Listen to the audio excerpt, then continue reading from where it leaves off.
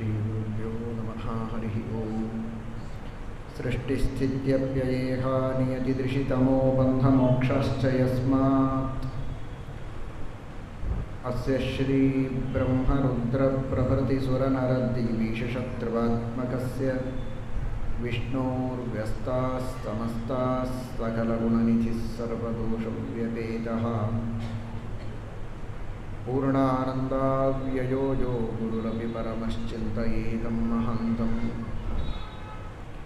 जन्माद्यस्य यतोऽन्वयादितरतश्चार्थेष्वभिज्ञस्वराट् तेने ब्रह्महृदाय आदिकवये मुह्यन्ति यं सूरयः तेजो वारिमृदां यथा विनिमयो यत्र त्रिसर्गो मृषा धाम्ना स्वेन सदा निरस्तकुहकं सत्यं परं धीमहि धर्मविज्ञानवैराग्यपरमैश्वर्यशालिनः आनन्दतीर्थभगवत्पादान् वन्दे निरन्तरम् आनन्दतीर्थोपदिष्टो निधिर्नारायणः प्रदर्शितो येन सम्यक् जयतीर्थं तमश्रये।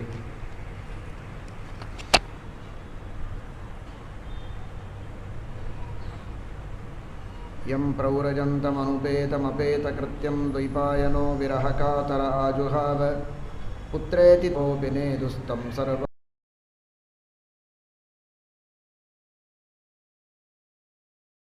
पुराणगुह्यं तं व्याससूनुमुपया गुरुं मुनीनां नमोस्तु।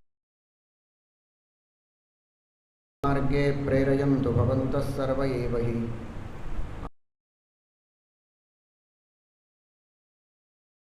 जयतीर्थं तमाश्रये नौमिन्य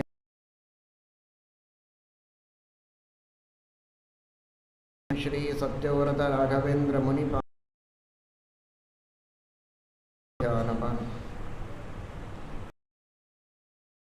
सत्याभिज्ञकराब्जोत्थान् 50 वर्ष सत्यप्रमोदतीर्थार्यान् नौमिन्याय सुधा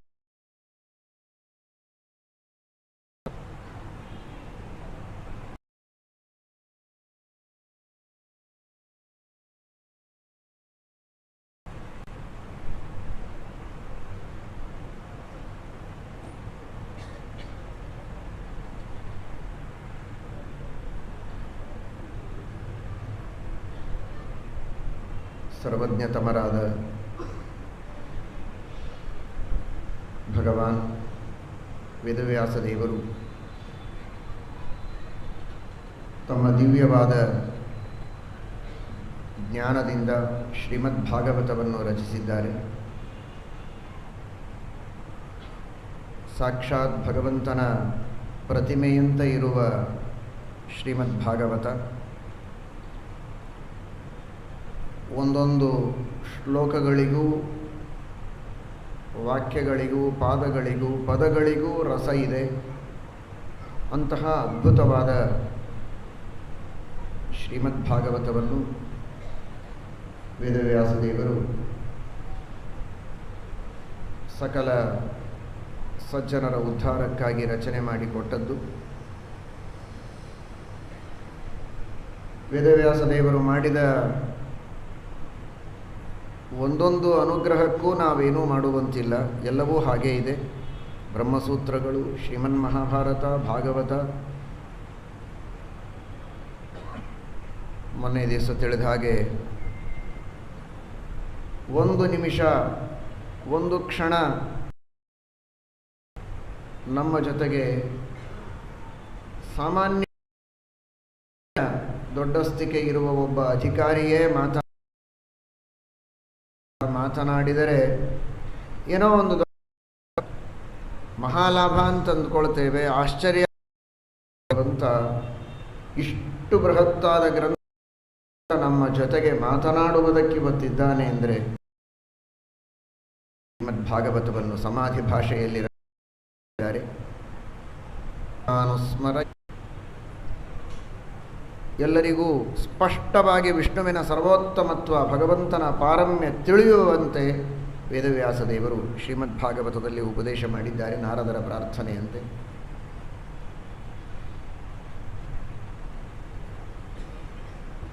ಶ್ರೀಮನ್ಮಹಾಭಾರತದ ಉಪಸಂಹಾರ, ಶ್ರೀಮದ್ಭಾಗವತದ ಪ್ರಾರಂಭ. ಶ್ರೀಮನ್ಮಹಾಭಾರತದ 18 ದಿನಗಳ ಮಹಾಯುದ್ಧ ಪರಿಸಮಾಪ್ತಿಯಾಗಿದೆ. ದುರ್ಯೋಧನ ರಣರಂಗದಲ್ಲಿ ಬಿದ್ದಿದ್ದಾನೆ. ಭೀಮಸೇನ ದೇವರಿಂದ ಹೊಡೆಸಿಕೊಂಡು ಗದಾಪ್ರಹಾರದಿಂದ ಪೆಟ್ಟು ತಿಂದು ನೆಲಕ್ಕೆ ಉರುಳಿದರೂ ದುರ್ಬುದ್ಧಿ ಹೋಗಿಲ್ಲ. ಯಾಕಪ್ಪ ಈ ಪರಿ ಹೊಡೆದ್ರು ಇವರನ್ನ ಅಂತ ಯಾರೂ ದಯ ಮಾಡುವಂತಿಲ್ಲ. ಯಾಕೆ ಇಷ್ಟಕ್ಕೆ ಬಿಟ್ಟರು ಅಂತನಬೇಕು. ಅವನ ದುರ್ಬುದ್ಧಿಯನ್ನು ನೋಡಿದರೆ ಅಂತಹ ದುರ್ಬುದ್ಧಿ. ನೆಲ ಕಚ್ಚಿದ್ದಾನೆ. ಭೇಟಿಗಾಗಿ ಬಂದ ಅಶ್ವತ್ಥಾಮಾಚಾರ್ಯರು, ಕೃಪಾಚಾರ್ಯರು, ಕೃತವರ್ಮ, ಆ ಮೂವರಲ್ಲಿ ಪ್ರಧಾನವಾಗಿ ಅಶ್ವತ್ಥಾಮಾಚಾರ್ಯರನ್ನು ಕುರಿತು ಹೇಳಿದ್ದು ಪಾಂಡವರ ಸಂತತಿಯನ್ನು ಸಂಪೂರ್ಣವಾಗಿ ನಾಶ ಮಾಡಬೇಕು. ನನ್ನ ಕ್ಷೇತ್ರದಲ್ಲಿ ಮಡದೆಯಲ್ಲಿ ಸಂತತಿಯ ವೃದ್ಧಿಯನ್ನು ಮಾಡಬೇಕು. ನಿನಗೆ ನಾನು ಇಲ್ಲಿಯೇ ಪಟ್ಟಾಭಿಷೇಕ ಮಾಡ್ತೇನೆ ಅಂತ ಅಲ್ಲಿಯೇ ಇರುವ ಉಸುಕಿನಿಂದ ಪಟ್ಟಾಭಿಷೇಕ ಮಾಡಿ ಪಾಂಸ್ವಭಿಷೇಕಿಣಂ ನೃಪಃ ಅವರಿಂದ ವಚನ ತೆಗೆದುಕೊಂಡು ಕೊನೆಯ ಉಸಿರು ಎಳೆದಿದ್ದಾನೆ ಮಹಾ ನೀಚ ದುರ್ಯೋಧನ.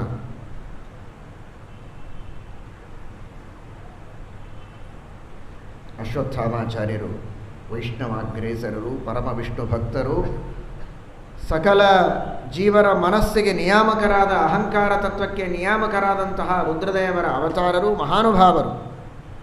ಆದರೆ ಭಗವಂತನ ಸಂಕಲ್ಪ. ಆ ಸಂದರ್ಭದಲ್ಲಿ ಅಶ್ವತ್ಥಾಮಾಚಾರ್ಯರು ತಥಾಸ್ತು ಹೊಂದಿದ್ದಾರೆ.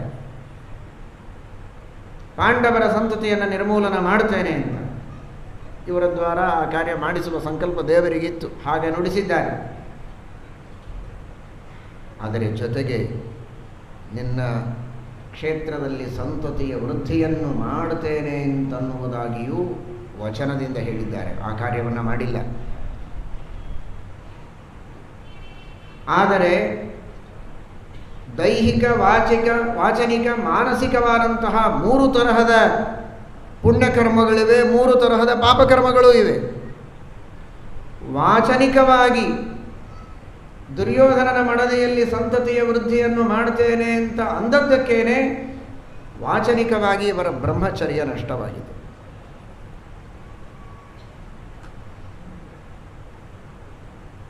ಅಷ್ಟು ವಚನವನ್ನು ಕೊಟ್ಟು ಈಚೆಗೆ ಬಂದಿದ್ದಾರೆ. ಅಂತೂ ಒಂದನ್ನು ಮಧ್ಯದಲ್ಲಿ ಸಣ್ಣದಾಗಿ ತಿಳಿದು ಮುಂದೆ ಹೋಗೋಣ. ಸಕಲ ದೋಷಗಳ ಸಾಕಾರ ಮೂರ್ತಿ ಇದ್ರೆ ಅವನು ದುರ್ಯೋಧನ. ಶ್ರೀಮದಾಚಾರ್ಯರು ಹೇಳ್ತಾರೆ, ಅಜ್ಞಾನಾದಿ ಸ್ವರೂಪಸ್ತು ಕಲಿರ್ ದುರ್ಯೋಧನ ಸ್ಮೃತಃ. ಅಜ್ಞಾನ, ವಿಪರೀತ ಜ್ಞಾನ, ಸಂಶಯ, ಕಾಮ, ಕ್ರೋಧ, ಲೋಭ, ಮೋಹ, ಮದ, ಮಾತ್ಸರ್ಯ, ನಿಮಗೇನಾದರೂ ದೋಷಗಳಲ್ಲಿ ಪಾಂಡಿತ್ಯ ಇದ್ದರೆ ಆ ಎಲ್ಲ ಲಿಸ್ಟನ್ನು ಹೇಳಿದರೂ ತಪ್ಪಿಲ್ಲ. ಆ ಎಲ್ಲ ದೋಷಗಳ ಸಾಕಾರ ಮೂರ್ತಿ ಅಂದರೆ ದುರ್ಯೋಧನ. ದುರ್ಯೋಧನನ ಪಾತ ಆಗಿದೆ. ಶ್ರೀಮದ್ಭಾಗವತದ ಕಥೆ ಪ್ರಾರಂಭವಾಗ್ತಾ ಇದೆ. ಇಂತಹ ಸಕಲ ದೋಷಗಳ ನಾಶವಾದರೆ ಮಾತ್ರ ಶ್ರೀಮದ್ಭಾಗವತದ ನಿಜವಾದ ಜ್ಞಾನ ನಮ್ಮ ಮನಸ್ಸಿನಲ್ಲಿ ಮೂಡುವುದಕ್ಕೆ ಸಾಧ್ಯ ಅನ್ನುವುದರ ಸಂಕೇತ ಇದೆ. ಕೆಳಗೆ ಬಿದ್ದಿದ್ದಾನೆ. ಇಷ್ಟು ಮಾತನಾಡಿ ಸತ್ತು ಹೋದ ಅಶ್ವತ್ಥಾಮಾಚಾರ್ಯರು ಈಚೆಗೆ ಬಂದಿದ್ದಾರೆ. ರಾತ್ರಿ ಮಲಗಿದ್ದಾರೆ. ಹೇಗೆ ಪಾಂಡವರ ಸಂತತಿಯನ್ನು ನಾಶ ಮಾಡಬೇಕು? ಕೃಷ್ಣನ ರಕ್ಷಣೆ ಇದೆ. ಭೀಮಸೇನ ದೇವರ, ಅರ್ಜುನನ ಪರಾಕ್ರಮದ ನೆನಪು ಇನ್ನೂ ಹಸರಾಗಿದೆ. ಏನು ಅಶ್ವತ್ಥಾಮಾಚಾರ್ಯರ ಪರಾಕ್ರಮ! ತಾವು 2 ಕೈಗಳಿಂದ ಬತ್ತಳಿಕೆಯನ್ನು ಇಟ್ಟುಕೊಂಡು ಬಾಣ ಬಿಡುತ್ತಾರೆ. ಸ್ವರೋಮಕೂಪಧ್ವಜ ಕಾರ್ಮುಕೇಭ್ಯ, ತಮ್ಮ ಒಂದೊಂದು ರೋಮಕೂಪಗಳಿಂದ ಬಾಣ ಬಿಡುತ್ತಾರೆ. ಕುದುರೆಯ ಒಂದೊಂದು ರೋಮಕೂಪಗಳಿಂದ ಬಾಣ ಬಿಡುತ್ತಾರೆ. ರಥದ ಧ್ವಜದಿಂದ ಈ ರೀತಿ ಬಾಣಗಳ ವೃಷ್ಟಿಯನ್ನು ಮಾಡಿದರೂ ಅರ್ಜುನನನ್ನು ಸೋಲಿಸಲಿಕ್ಕಾಗಲಿಲ್ಲ. ಕೊನೆಗೆ ಇದಕ್ಕೂ ಹೆಚ್ಚು ನಾನು ಪ್ರಯತ್ನ ಮಾಡಿದರೆ ಅರ್ಜುನನ ಎದುರಿನಲ್ಲಿ ನನಗೆ ಗೆಲುವು ಸಾಧ್ಯ ಇಲ್ಲ. ಕೃಷ್ಣನ ರಕ್ಷಣೆ ಇದ್ದಾಗ ನಾನೇನೂ ಮಾಡಲಿಕ್ಕಾಗೋದಿಲ್ಲ ಅಂತ ಆಚೆಗೆ ಓಡಿ ಹೋದಂತಹ ಪ್ರಸಂಗ ಮರುಕಳಿಸ್ತಾ ಇದೆ. ಭೀಮಸೇನ ದೇವರ ಪರಾಕ್ರಮ ಏನು ಅದ್ಭುತವಾದದ್ದು! ಅಂತಹ ಪರಾಕ್ರಮವನ್ನು ನೆನೆಸಿ ಆ ಶ್ರೀಕೃಷ್ಣ ಪರಮಾತ್ಮನ ದಿವ್ಯವಾದಂತಹ ಮಹಾಸಾಮರ್ಥ್ಯವನ್ನು ನೆನೆಸಿಕೊಂಡು, ಹಾಗಾದರೆ ನಾನು ಎದುರಿಗೆ ಹೋಗಿ ಯುದ್ಧ ಮಾಡಿ ಇವರೆಲ್ಲರ ಸಮಕ್ಷಮದಲ್ಲಿ ಈ ಪಾಂಡವರ ಪುತ್ರರನ್ನು ಸಂಹಾರ ಮಾಡಲಿಕ್ಕಾಗೋದಿಲ್ಲ ಅಂತ ಆಲೋಚನೆ ಮಾಡಿ ಮಲಗ್ತಾ ಇದ್ದಾರೆ. ನೋಡಿದ್ದಾರೆ ಧ್ವಾಂಕ್ಷಾನ್ಯಗ್ರೋಧವಾಸಿನಃ, ದೊಡ್ಡದಾದಂತಹ ಆಲದ ಮರ, ಕಾಗೆಗಳೆಲ್ಲ ಮಲಗಿಕೊಂಡಿವೆ. ಒಂದೇ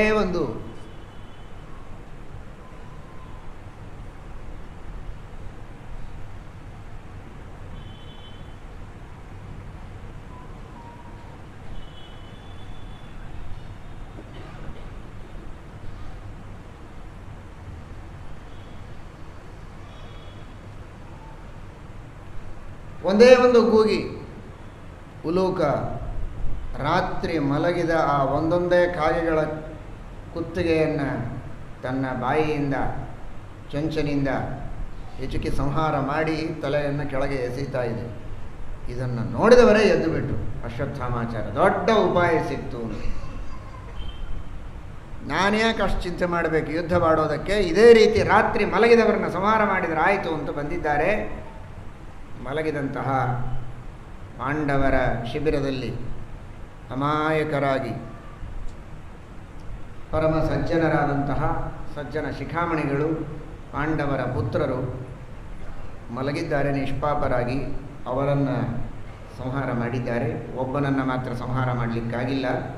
ಶರ್ವತ್ರಾತ ಅಂತ ರುದ್ರದೇವರೇ ಇನ್ನೊಂದು ರೂಪದಿಂದ ಅವನನ್ನು ರಕ್ಷಣೆ ಮಾಡಿ ತಮ್ಮ ಲೋಕಕ್ಕೆ ಕರೆದುಕೊಂಡು ಹೋಗಿದ್ದಾರೆ. ಉಳಿದವರನ್ನು ಸಂಹಾರ ಮಾಡಿದರು. ಅವರೆಲ್ಲರ ತಲೆಯನ್ನು ತಂದು ತೋರಿಸ್ತೇನೆ ಅಂತ ಬೇರೆ ಹೇಳಿದರು. ದುರ್ಯೋಧನನಿಗೆ ತೋರಿಸಿದ್ದಾರೆ. ಅವನು ಪ್ರಾಣ ಬಿಟ್ಟ. ಈಚೆಗೆ ಈ ವಾರ್ತೆ ತಿಳಿದಿದೆ. ಅರ್ಜುನ ಶೀಘ್ರದಲ್ಲಿ ಹೋಗಿ ಅವರನ್ನು ಕಟ್ಟಿಕೊಂಡು ಯುದ್ಧಾಡಿ ಕಟ್ಟಿಕೊಂಡು ಬಂದು ದ್ರೌಪದಿಯ ಪಾದಕ್ಕೆ ಹಾಕ್ತಾನೆ. ದ್ರೌಪದಿ ಏನು ಹೇಳಬೇಕು? ಸ್ವಂತ ತನ್ನ 4 ಜನ ಮಕ್ಕಳನ್ನು ಸಂಹಾರ ಮಾಡಿರುವಂತಹ ಈ ಅಶ್ವತ್ಥಾಮಾಚಾರ್ಯರನ್ನು ತುಂಡು ತುಂಡು ಮಾಡಿ ಹಾಕಿ ಅಂತ ಹೇಳಬಹುದಾಗಿತ್ತು. ಯುದ್ಧ ಮಾಡಿ ಕೊಂದಿದ್ರೆ ನನಗೂ ಮರ್ಯಾದೆ ಇತ್ತು, ನಾನೇನು ದುಃಖ ಪಡ್ತಾ ಇರಲಿಲ್ಲ. ವೀರಸೂಹು, ವೀರರನ್ನು ಹೆತ್ತಂತಹ ತಾಯಂದಿರಿಗೆ ವೀರರಂತೆ ಯುದ್ಧದಲ್ಲಿ ತಮ್ಮ ಮಕ್ಕಳು ಮಡಿದ್ರೆ ಅದು ಅಭಿಮಾನ ಅನ್ನಿಸ್ತದೆ.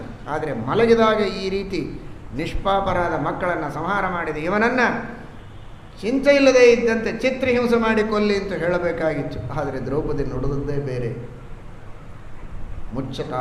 ಮುಚ್ಚತಾಮೇಷಃ ನಿತರಾಂ ಬ್ರಾಹ್ಮಣೋ ಗುರು ಮಾರೋದೀದಸ್ಯ ಜನನಿ ಗೌತಮಿ ಪತಿದೇವತಾ.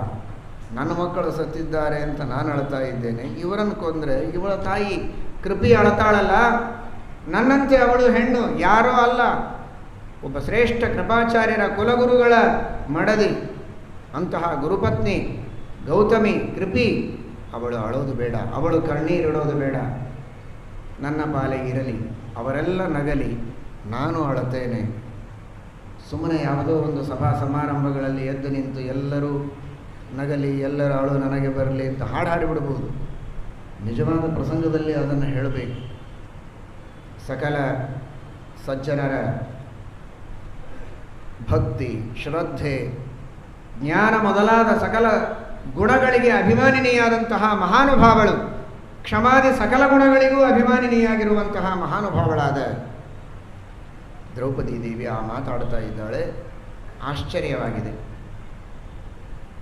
ಪರಮಾತ್ಮ ಹೇಳಿದ, ನೋಡು, ಎರಡೂ ಧರ್ಮ ಇದೆ.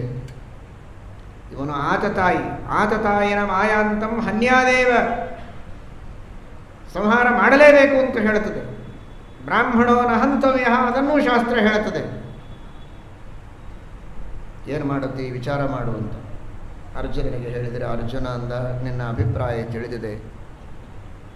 ಬಂಧನಂ ದ್ರವಿಣಾದಾನಂ ದೇಶಾನ್ ನಿರ್ಯಾತನಂ ತಥಾ ಏಷ ಹಿ ಬ್ರಹ್ಮಬಂಧೂನಾಂ ವಧೋ ನಾನ್ಯೋಸ್ತಿ ದೈಹಿಕಃ. ಬ್ರಾಹ್ಮಣನ ತಪ್ಪಿಗೆ ಶಿಕ್ಷೆಯಾಗಬೇಕು, ಆದರೆ ಹತ್ಯೆ ಮಾಡುವಂತಿಲ್ಲ. ಶಾಸ್ತ್ರ ಹೇಳ್ತದೆ, ಬ್ರಾಹ್ಮಣೋ ನಹಂತವ್ಯ, ಬ್ರಹ್ಮಬಂಧುರು ನಹಂತವ್ಯ. ಬ್ರಹ್ಮಬಂಧು ಅಂಥವರನ್ನು ಕರೀತಾರೆ. ಇವನ ಬಂಧುಗಳು ಬ್ರಾಹ್ಮಣರು ಅನ್ನೋದಕ್ಕೆ ಇವನು ಬ್ರಾಹ್ಮಣ. ನಿಜವಾಗಿ ಬ್ರಾಹ್ಮಣ ಎಂಥ ಕೆಲಸ ಮಾಡಬೇಕು ಅಂಥ ಕೆಲಸ ಮಾಡಿಲ್ಲ, ಆದ್ದರಿಂದ ಇವನು ಬ್ರಾಹ್ಮಣನಲ್ಲ. ಅಶ್ವತ್ಥಾಮಾಚಾರ್ಯರ ಬಗ್ಗೆ ಅಲ್ಲ ಇದು, ಬ್ರಹ್ಮಬಂಧು ಶಬ್ದಾರ್ಥ ಹೇಳ್ತಾ ಇದೆ. ಇವನ ಬಂಧುಗಳು ಬ್ರಾಹ್ಮಣರಾದದ್ದರಿಂದ ಇವನು ಬ್ರಾಹ್ಮಣ ಅಂತ ಅನ್ನಬೇಕು, ಅಂಥವನಿಗೆ ಬ್ರಹ್ಮಬಂಧು ಅಂತ ಕರೆಯೋದು. ಆದರೂ ಅವನನ್ನು ಹನನ ಮಾಡುವಂತಿಲ್ಲ. ಹಾಗಾದರೆ ಏನು ಮಾಡಬೇಕು? ದೇಶದಿಂದ ಹೊರಗೆ ಹಾಕ್ಬೋದು, ಕಟ್ಟಿ ಹಾಕ್ಬೋದು, ಅವನಲ್ಲಿರುವ ಸಂಪತ್ತನ್ನು ಕಸಿದುಕೊಳ್ಳಬಹುದು. ಟ್ಯಾಕ್ಸ್ ಕೂಡ ಜ್ಞಾನಿಗಳಿಂದ, ಬ್ರಾಹ್ಮಣರಿಂದ, ಶಾಸ್ತ್ರದ ಪಾಠ ಪ್ರವಚನ ಮಾಡುವಂತಹ ಯಜ್ಞಯಾಗಾದಿಗಳನ್ನು ಮಾಡುವ ಬ್ರಾಹ್ಮಣರಿಂದ ಟ್ಯಾಕ್ಸು ಕೂಡ ರಾಜರು ತೆಗೆದುಕೊಳ್ತಾ ಇದ್ದಿಲ್ಲ. ಆದರೆ ತಪ್ಪು ಮಾಡಿದಾಗ ಅವರಿಂದ ಹಣವನ್ನು ಕಿತ್ತಿಕೊಳ್ಳುವುದೇ ಒಂದು ದೊಡ್ಡದಾದ ಶಿಕ್ಷೆ. ಅದೇ ಅವರ ಹನನ ಮಾಡಿದಂತೆ.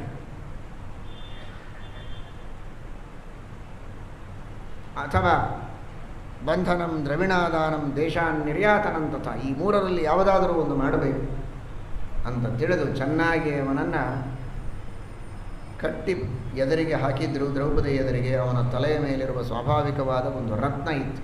ಯಾವ ರತ್ನ ಇದ್ದರೆ ಹಸಿವೆ ಇಲ್ಲ, ನೀರಡಿಕೆ ಇಲ್ಲ, ಅಂತಹ ಅದ್ಭುತವಾದ ಸಹಜವಾದ ರತ್ನ.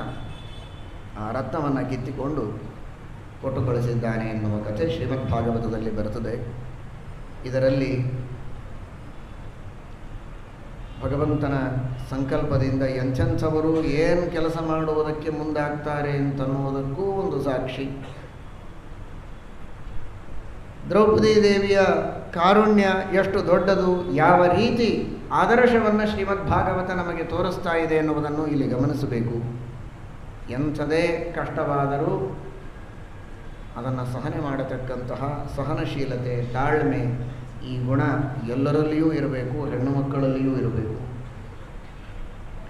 ತನ್ನ ಮಕ್ಕಳನ್ನು ಸಂಹಾರ ಮಾಡಿದಂತಹ ಒಬ್ಬ ವ್ಯಕ್ತಿಯನ್ನು ಎದುರಿಗೆ ತಂದಾಗಲೂ ಅತ್ಯಂತ ಪ್ರೀತಿಯಿಂದ ಅವನನ್ನು ಬಿಟ್ಟುಬಿಡಿ, ಅವನಿಗೇನು ತೊಂದರೆಯಾಗಬಾರದು, ಅವನ ತಾಯಿ ಅಳಬಾರದು ಅಂತ ಹೇಳುವ ದ್ರೌಪದಿಯ ಔದಾರ್ಯೆಯಲ್ಲಿ ತನ್ನ ಮಕ್ಕಳನ್ನು ಕೊಂದ ಅಲ್ಲ, ತನಗೆ ಮಕ್ಕಳನ್ನೇ ಕೊಟ್ಟ ತನ್ನ ಗಂಡನನ್ನೇ ಹೊಡೆದು ಬಡದು ಜಗಳಾಡಿ ಮನೆ ಬಿಟ್ಟು ಓಡಿಸತಕ್ಕಂತಹ ಇವತ್ತಿನ ಅನೇಕ ಜನ ಹೆಣ್ಣು ಮಕ್ಕಳ ವಿಪರೀತವಾದಂತಹ ವಿಕಾರ ಇದೆ.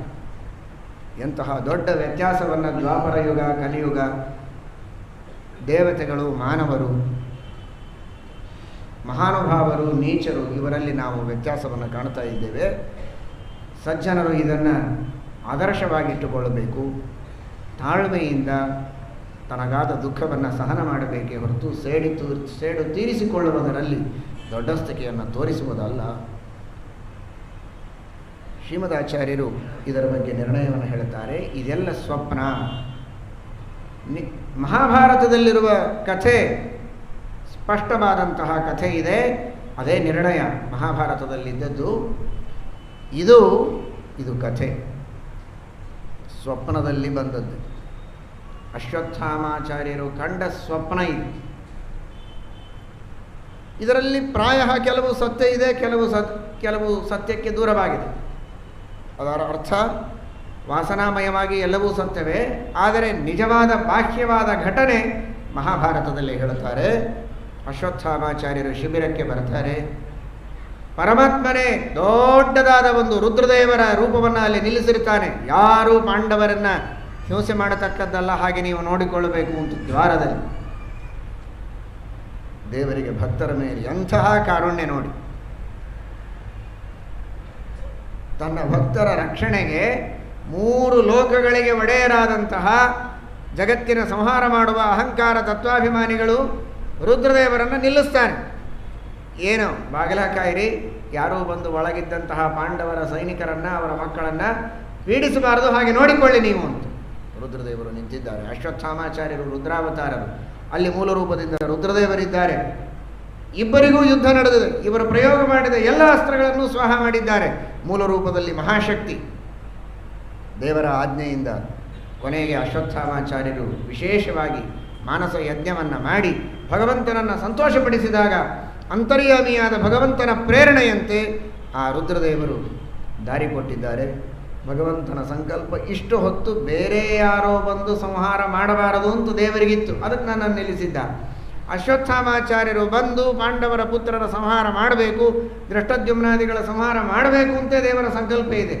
ಅವನೇ ಒಳಗೆ ಪ್ರೇರಣೆ ಮಾಡ್ತಾ ಇದ್ದಾನೆ, ಇನ್ನೇನು ಮಾಡೋದು, ಸರಿ ಹೋಗ್ರಿ ಅಂತ ಹೇಳಿದರು. ರುದ್ರದೇವರು ಅವರನ್ನು ಬಿಟ್ಟಿದ್ದಾರೆ ತಮ್ಮದೇ ಇನ್ನೊಂದು ರೂಪವನ್ನು. ಅಂದರೆ ದೇವರು ಏನೇನು ಮಾಡ್ತಾನೆ ಅಂತ ನೋಡಿಕೊಳ್ಳಿ, ದೇವರ ವಿಚಿತ್ರವಾದ ಲೀಲೆ. ನೀವು ಕೂತಾಗ ಹಿಂದಿನಿಂದ ಯಾರಾದರೂ ಸ್ವಲ್ಪ ಚಿವುಟಿದರೆ, ಕಾಲು ತಾಕಿಸಿದ್ರೆ ತಿರುಗಿ ನೋಡಿ ಪಟ್ ಅಂತ ಹೊಡಿತೀರಿ.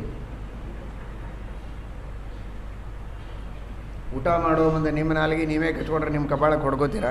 ಮೊದಲೇ ನಾಲಿಗೆ ಕಚ್ಕೊಂಡದ್ದು ಭಯಂಕರ ಆಗಿರ್ತದೆ, ಏನು ಕಪಾಳಕ್ಕೊಂದು ಹೊಡ್ಕೊಂಡು. ದೇವರು ಅವರಿಂದಲೇ ಅವರಿಗೆ ಹೊಡೆಸ್ತಾನೆ. ತನ್ನ ಅಚಿಂತ್ಯಾದ್ಭುತ ಶಕ್ತಿಯಿಂದ ನಾನು ಏನು ಬೇಕಾದ ಮಾಡುತ್ತೇನೆ ಅಂತ ತೋರಿಸ್ತಾನೆ ಭಗವಂತ.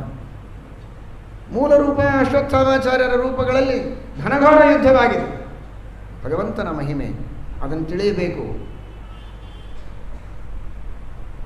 ಒಂದೊಂದು ವಾಕ್ಯದಲ್ಲಿಯೂ ತುಷ್ಟಿ ಪುಷ್ಟಿ ಕ್ಷುತಪಾಯ ಇದ್ದ ಹಾಗೆ ಭಕ್ತಿಯ ಉದ್ರೇಕ ಆಗಬೇಕು. ಎಂತಹ ದೇವರ ಮಹಿಮೆ, ಏನು ಮಾಡಲಿಕ್ಕೂ ಸಾಮರ್ಥ್ಯ ದೇವರಿಗಿದೆ. ಒಳಗೆ ಹೋಗಿದ್ದಾರೆ ಅಶ್ವತ್ಥಾಮಾಚಾರ್ಯರು. ಹೇಗಂದ್ರೆ ಹಾಗೆ ಸಂಹಾರ ಮಾಡ್ತಾ ಇದ್ದಾರೆ, ಸವ್ಯಾಪಸವ್ಯದಿಂದ. ಹಿಂದೆ ಮುಂದೆ ನೋಡ್ತಾ ಇಲ್ಲ ಮಲಗಿದವರನ್ನು. ದೃಷ್ಟದ್ಯುಮ್ನನನ್ನು ಎದೆ ಮೇಲೆ ಕಾಲಿಟ್ಟು ಇನ್ನೇನು ಸಂಹಾರ ಮಾಡಬೇಕು, ಎದ್ದು ಯುದ್ಧ ಮಾಡಿದ ಮೇಲೆ ನನ್ನನ್ನು ಕೊಲ್ರಿ, ಕೊಲ್ಲೋದಕ್ಕೆ ಬೇಡ ಅನ್ನೋದಿಲ್ಲ, ನಾನು ಸಾಯೋದಕ್ಕೆ ಸಿದ್ಧ, ನಾನೇನು ಚಿರಂಜೀವಿ ಅಲ್ಲ. ಆದರೆ ಯುದ್ಧ ಇಲ್ಲ.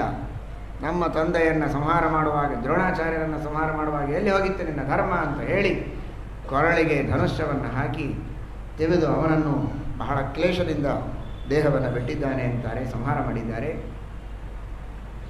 ಇವರೆಲ್ಲರನ್ನು ಸಂಹಾರ ಮಾಡಿದ್ದಾರೆ. ಒಬ್ಬ ಭೀಮಸೇನ ದೇವರ ಪುತ್ರ, ಅವನನ್ನು ಮಾತ್ರ ರುದ್ರದೇವರು ಮೂಲ ರೂಪದಿಂದ ತೆಗೆದುಕೊಂಡು ಹೋದರು. ಅವನ ತಂದೆ ತಪಸ್ಸು ಮಾಡಿ ವರ ಪಡೆದಿದ್ದ, ನನ್ನ ಮಗನಿಗೆ ದೀರ್ಘವಾದ ಆಯುಷ್ಯ ಬೇಕು ಅಂತ. ಅವನು ಸರ್ವತ್ರಾತ ಸುಖವಾಗಿದ್ದಾನೆ. ಇನ್ನುಳಿದವರನ್ನೆಲ್ಲ ಸಂಹಾರ ಮಾಡಿ ರುಂಡಗಳನ್ನು ತೆಗೆದುಕೊಂಡು ಹೋಗಿದ್ದಾರೆ. ಒಬ್ಬ ಮಾತ್ರ ಅಶ್ವತ್ಥಾಮಾಚಾರ್ಯರು ಯುದ್ಧ ಮಾಡಿ, ಕೃಪಾಚಾರ್ಯರು, ಕೃತವರ್ಮ ಹೊರಗೆ ಒಬ್ಬರನ್ನು ನಿಲ್ಲಿಸಿದ್ರು. ಯಾರು ಹೊರಗೆ ಓಡಿ ಹೋದರೆ ತಪ್ಪಿಸಿಕೊಂಡು ಶಿಬಿರದಿಂದ ಹೊರಗೆ ದ್ವಾರದಲ್ಲೇ ಸಂಹಾರ ಮಾಡಬೇಕು ಅಂತ. ಅವನೇನು ಮಾಡಿದ ಅಂದರೆ ಕತ್ತೆ ಎತ್ತು ಹೊಡೆಯುವಾಗ ತಲೆ ಬಡಿಯೋಕ್ಕಿಂತ ಮೊದಲೇ ಕೆಳಗೆ ಬಿದ್ದುಬಿಟ್ಟ. ನಾಟಕ ಮಾಡಿದ ಬುದ್ಧಿವಂತ. ಸತ್ತಿದ್ದಾನೆ ಅಂತ ತಿಳ್ಕೊಂಡ್ರು. ಪಾಪ ಕತ್ತಲಿ ಬಡಿತೋ ಬಡಿಲಿಲ್ಲೋ ಕಾಣಿಸಲಿಲ್ಲ. ಇವರ ಆಚೆಗೆ ಹೋದ ಮೇಲೆ ಓಡಿ ಹೋಗಿ ದ್ರೌಪದಿಗೆ ಸುದ್ದಿ ಹೇಳಿದ್ದು ಅವನೇ. ಆಗ ಭೀಮಸೇನ ದೇವರು ಬೆನ್ನು ಹತ್ತಿ ಬರ್ತಾರೆ. ಇದು ಮಹಾಭಾರತದ ಕಥೆ, ಅರ್ಜುನ ಅಲ್ಲ. ಭೀಮಸೇನ ದೇವರು ಓಡುತ್ತಾರೆ. ಭೀಮಸೇನ ದೇವರು ಬರ್ತಾ ಇದ್ದದ್ದನ್ನು ನೋಡಿ ಗಾಬರಿಯಾಗಿ ವೇಗದಿಂದ ಇವರು ಹೋಗ್ತಾ, ಹಿಂದೆ ಅರ್ಜುನ ಕೃಷ್ಣರು ಕೂಡ ಆಮೇಲೆ ಬರ್ತಾರೆ ಹಿಂಬಾಲಿಸಿ. ಏನು ಮಾಡಬೇಕು ತೋಚದೇ ಇರುವಾಗ ಬ್ರಹ್ಮಾಸ್ತ್ರವನ್ನು ಬಿಟ್ಟಿದ್ದಾರೆ ಅಶ್ವತ್ಥಾಮಾಚಾರ್ಯರು. ಇಂತಹ ಸಂದರ್ಭಗಳಲ್ಲೆಲ್ಲ ಬ್ರಹ್ಮಾಸ್ತ್ರಗಳನ್ನು ಬಿಡಬಾರದು, ಅದರಿಂದ ಲೋಕೋಪದ್ರವ ಆಗುತ್ತೆ. ಬಹಳ ದೊಡ್ಡದಾದ ಪ್ರಯೋಜನವಿದ್ದಾಗ ಮಾತ್ರ ಸಜ್ಜನರ ಕ್ಷೇಮಕ್ಕಾಗಿ ಬಿಡಬೇಕೇ ಹೊರತು ಸಜ್ಜನರ ವಿರೋಧ ಮಾಡುವುದಕ್ಕಾಗಿ, ಲೋಕದ ಉಪದ್ರವಕ್ಕಾಗಿ ಈ ರೀತಿ ಬ್ರಹ್ಮಾಸ್ತ್ರವನ್ನು ಪ್ರಯೋಗ ಮಾಡಬಾರದು. ಆದರೆ ಈ ಭೀಮಸೇನ ದೇವರು ಅವರ ಪರಾಕ್ರಮ, ಅವರ ಸಿಟ್ಟು, ಆ ಭಯಂಕರವಾದ ರೂಪವನ್ನು ನೋಡಿ ಗಾಬರಿಯಾಗಿ ಇನ್ನೇನು ಉಪಾಯ ತೋಚದೆ ಬ್ರಹ್ಮಾಸ್ತ್ರವನ್ನು ಬಿಟ್ಟಿದ್ದಾರೆ. ಶ್ರೀಕೃಷ್ಣ ಹೇಳಿದ, ನೀನು ಬ್ರಹ್ಮಾಸ್ತ್ರ ಬಿಡು. ಸ್ವಸ್ತ್ಯಸ್ತು ದ್ರೋಣಪುತ್ರಾಯ. ಏನು ವಿಚಿತ್ರವಾದಂತಹ ಜ್ಞಾನಿಗಳ ಲೀಲೆ ನೋಡಿ. ದ್ರೌಪದಿಯ ಅದ್ಭುತವಾಗಿರುವಂತಹ ಕಾರುಣ್ಯವನ್ನು ಭಾಗವತದಲ್ಲಿ ಕಂಡ್ರೆ ಮಹಾಭಾರತದಲ್ಲಿ ನೋಡಿ. ಅರ್ಜುನ ಏನನ್ನು ಸಂಕಲ್ಪ ಮಾಡಿ ಬಿಡ್ತಾನೆ ಬ್ರಹ್ಮಾಸ್ತ್ರವನ್ನು, ಸ್ವಸ್ತ್ಯಸ್ತು ದ್ರೋಣಪುತ್ರಾಯ ಅಂತ. ಅಶ್ವತ್ಥಾಮಾಚಾರ್ಯರಿಗೆ ಮಂಗಲವಾಗಲಿ. ಬಿಡ್ತಾ ಇರೋದು ಬ್ರಹ್ಮಾಸ್ತ್ರ, ಸಾಯಲಿ ಅಂತಲ್ಲ, ಅವರಿಗೆ ಮಂಗಲ ಆಗಲಿ, ಜಗತ್ತಿಗೆ ಕ್ಷೇಮ ಆಗಲಿ. ಅವರ ಬ್ರಹ್ಮಾಸ್ತ್ರದಿಂದ ಇನ್ನೊಬ್ಬರಿಗೆ ತೊಂದರೆಯಾಗಬಾರದು ಅನ್ನುವುದಕ್ಕೆ ಪ್ರತಿಬಂಧಿಯಾಗಿ ಎದುರಿಗೆ ಬಿಟ್ಟದ್ದು ಅಷ್ಟೇ ಹೊರತು ಯಾರಿಗೂ ಇದರಿಂದ ಅಮಂಗಲ ಆಗುವುದು ಬೇಡ, ಕಲ್ಯಾಣ ಆಗಲಿ. ಅರ್ಜುನ ಹಾಗೆ ಸಂಕಲ್ಪ ಮಾಡಿದ್ದರೂ ಕೂಡ ಎರಡು ಅಸ್ತ್ರಗಳ ಘರ್ಷಣೆಯಿಂದ ಆಗಬೇಕಾದ ಅಲ್ಪ ಸ್ವಲ್ಪ ಅನರ್ಥವಾದೀತು ಅನ್ನುವುದಕ್ಕೋಸ್ಕರ ಅಷ್ಟೂ ಆಗಬಾರದು ಅಂತ ಸ್ವತಃ ವೇದವ್ಯಾಸ ದೇವರು ಎರಡೂ ಅಸ್ತ್ರಗಳ ಮಧ್ಯದಲ್ಲಿ ಪ್ರಕಟರಾಗಿ ಅದನ್ನು ಘರ್ಷಣೆಯಾಗದಂತೆ ತಡೆದು ನಿಲ್ಲಿಸಿದ್ದಾರೆ. ಮತ್ತೆ ಬಂತು ಭಗವಂತನ ಅದ್ಭುತವಾದಂತಹ ಸಾಮರ್ಥ್ಯ. ಯಾವ ಅಸ್ತ್ರಗಳು, ಯಾವ ಶಸ್ತ್ರಗಳು ಭಗವಂತನಿಗೆ ಏನೂ ಮಾಡಲಾರದು. ಸ್ವಯಂ ಭಗವಂತ ಮಧ್ಯದಲ್ಲಿ ನಿಂತು ಸಕಲ ಜಗತ್ತಿನ ಕ್ಷೇಮವನ್ನು ಬಯಸಿ ರಕ್ಷಣೆಯನ್ನು ಮಾಡಿದ್ದಾನೆ. ಉಪಸಂಹಾರ ಮಾಡಿಕೊ, ಹೀಗೆಲ್ಲ ಅಸ್ತ್ರ ಬಿಡಬಾರದು ಅಂತ ಹೇಳಿದಾಗ ಅರ್ಜುನ ಹೇಳಿದ, ನಾನು ಆಪತ್ತಿನಲ್ಲಿ ಬಿಟ್ಟಿದ್ದೇನೆ, ಕ್ಷಮಾ ಮಾಡಬೇಕು ಅಂತ ಕ್ಷಮಾ ಕೇಳಿ ನಮಸ್ಕಾರ ಮಾಡಿಬಿಟ್ಟ. ವಾಪಸ್ ತೆಗೆದುಕೊಂಡು ಉಪಸಂಹಾರ ಮಾಡಿಬಿಟ್ಟ ಅರ್ಜುನ. ಅಶ್ವತ್ಥಾಮ ನೀನು ತೆಗೆದುಕೋ ವಾಪಸ್. ಅಶ್ವತ್ಥಾಮಾಚಾರ್ಯರು ತೆಗೆದುಕೊಳ್ಳಲು ಸಾಧ್ಯ ಆಗಲಿಲ್ಲ. ಅಬ್ರಹ್ಮಚರ್ಯ. ದುರ್ಯೋಧನನ ಕ್ಷೇತ್ರದಲ್ಲಿ ಸಂತತಿಯ ವೃದ್ಧಿಯನ್ನು ಮಾಡುವುದಕ್ಕೆ ಅಳಗಾಡಿಸಿದ್ದಕ್ಕೆ ಅಷ್ಟೇ. ಬ್ರಹ್ಮಚರ್ಯದಲ್ಲಿ ಯಾವುದೇ ಕೊರತೆ ಇಲ್ಲ ಅವರಿಗೆ. ಆದರೆ ಅಷ್ಟಕ್ಕೆ ಉಪಸಂಹಾರ ಮಾಡಲು ಸಾಧ್ಯ ಆಗಲಿಲ್ಲ. ಜೀವನದಲ್ಲಿ ಕಾಯಿಕ, ವಾಚಿಕ, ಮಾನಸಿಕ ಯಾವ ತರಹದ ಬ್ರಹ್ಮಚರ್ಯವನ್ನು ಇಟ್ಟುಕೊಳ್ಳದೆ ಮನಸ್ಸಿಗೆ ಬಂದಂತೆ ತಿರುಗುವ ಮಾನವರಿಗೆ ಯಾವ ಮಂತ್ರದ ಸಿದ್ಧಿ ಹೇಗಾದೀತು ಇವತ್ತಿನ ಕಲಿಯುಗದಲ್ಲಿ ಅಂತ ಆಲೋಚನೆ ಮಾಡಿ. ಏನು ಆ ಮಂತ್ರ ಬೇಕಾದಷ್ಟು ಮಾಡಿದ್ವಿ, ಏನು ಸ್ವಾರಸ್ಯ ಬರಲಿಲ್ಲ. ಮಂತ್ರದಲ್ಲಿ ಸ್ವಾರಸ್ಯ ಇಲ್ಲ, ನಿನ್ನೊಳಗೆ ಸ್ವಾರಸ್ಯ ಇಲ್ಲ. ಆಕ್ಷೇಪಂ ತಮಸಹ ಮಾನ ಉಚ್ಚಮಾನ ಸದ್ಯೋಸೌ ನಿಜಕರ ಪಲ್ಲವದ್ವಯೇನ ಅಂತ ಹೇಳಿದಂತೆ ಮಾಡುವ ವ್ಯಕ್ತಿಯಲ್ಲಿ ಸರಿಯಾದ ಅಧಿಕಾರ ಇಲ್ಲ, ಬ್ರಹ್ಮಚರ್ಯ ಇಲ್ಲ, ಶ್ರದ್ಧೆ ಇಲ್ಲ, ಭಕ್ತಿ ಇಲ್ಲ. ಅದಕ್ಕಾಗಿ ಫಲ ಸಿಗೋದಿಲ್ಲ. ಉಪಸಂಹಾರ ಮಾಡಲಿಕ್ಕಾಗಲಿಲ್ಲ. ಅದನ್ನು ನೀನೇ ಉಪಸಂಹಾರ ಮಾಡು, ನೀನು ಕೇವಲ ಮಾತಿನಿಂದ ಉಪಸಂಹಾರ ಮಾಡು ಸಾಕು. ಅರ್ಜುನ ಮಾಡ್ತಾನೆ ಅಂತ ಹೇಳಿದಾಗ ಅದನ್ನು ಅರ್ಜುನ ಮಾಡಿದ್ದಾನೆ ಉಪಸಂಹಾರವನ್ನು. ಈ ರೀತಿ ಭಗವಂತನ ಅದ್ಭುತವಾದಂತಹ ಸಂಕಲ್ಪ. ಪರಮಾತ್ಮ ಹೇಳಿದ, ಆ ಉತ್ತರಾದೇವಿಯ ಗರ್ಭದ ಮೇಲೆ ಸಂಕಲ್ಪ ಮಾಡಿ ನೀನು ಬಿಟ್ಟಂತಹ ಬ್ರಹ್ಮಾಸ್ತ್ರವನ್ನು ಕೂಡ ಉಪಸಂಹಾರ ಮಾಡು ಅಂತ ಹೇಳಿದ್ದಾನೆ. ಏನು ಅಶ್ವತ್ಥಾಮಾಚಾರ್ಯರಿಗೆ ವಿಚಿತ್ರವಾದಂತಹ ಭಗವಂತನ ಲೀಲೆ. ದೇವರು ಸ್ವತಃ ಆದೇಶ ಮಾಡಿದರೆ ಮಾಡೋದಿಲ್ಲ ಅಂತಾರೆ ಅಶ್ವತ್ಥಾಮಾಚಾರ್ಯ. ಅದನ್ನು ಮಾಡೋದಿಲ್ಲ ನಾನು ಅಂತ. ಭಗವಂತ ಕ್ರೋಧ ಇಲ್ಲ ದೇವರಿಗೆ, ಆದರೂ ಭಗವಂತ ಪ್ರತೀಪ ಬುದ್ಧಿ ರೂಪವಾದ ಕ್ರೋಧ ಇದೆ ಅಂತಾರೆ ಯಾದವಾರ್ಯರು. ಭಗವಂತ ಅಂತಾನೆ, ಅಭಿಮನ್ಯೋರ್ ಮೃತಸ್ಸೈವ ದೇಹೇ ಪಾತಯಮಾನದ. ಭಾರೀ ಶೂರ, ಧೀರ, ವೀರ, ಪರಾಕ್ರಮ ಅಂತ ಪರಾಕ್ರಮಿ ಅಂತ ಹೇಳಿಕೊಳ್ತೀಯಲ್ಲ, ಆ ಗರ್ಭದಲ್ಲಿರುವ ಶಿಶುವಿನ ಮೇಲೆ ಯಾರಾದರೂ ಬ್ರಹ್ಮಾಸ್ತ್ರ ಬಿಡ್ತಾರ? ಬುದ್ಧಿ ಇದೆಯಾ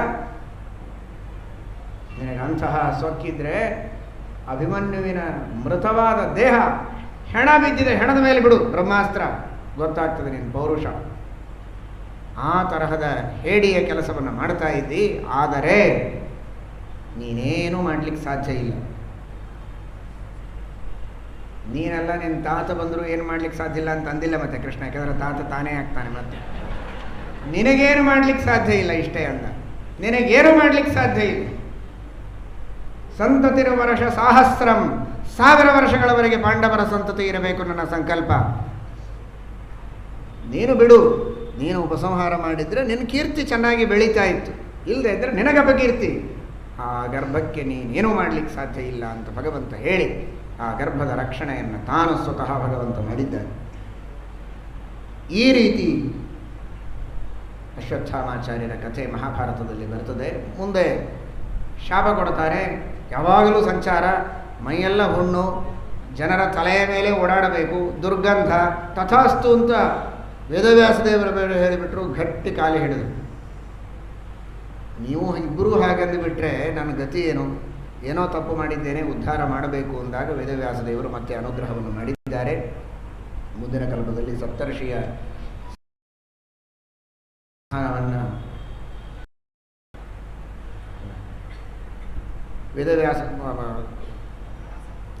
ವ್ಯಾಸತ್ವವನ್ನು, ವೇದಗಳ ವಿಭಾಗ ಮಾಡುವಂತಹ ದ್ರೌಣಿ ವ್ಯಾಸ ಅಂತಹ ಒಂದು ವಿಶೇಷವಾದ ಸ್ಥಾನವನ್ನು ಅಶ್ವತ್ಥಾಮಾಚಾರ್ಯರಿಗೆ ಮುಂದೆ ಕರುಣಿಸಿದ್ದಾರೆ ಅಂತ ತಿಳಿಸ್ತಾರೆ.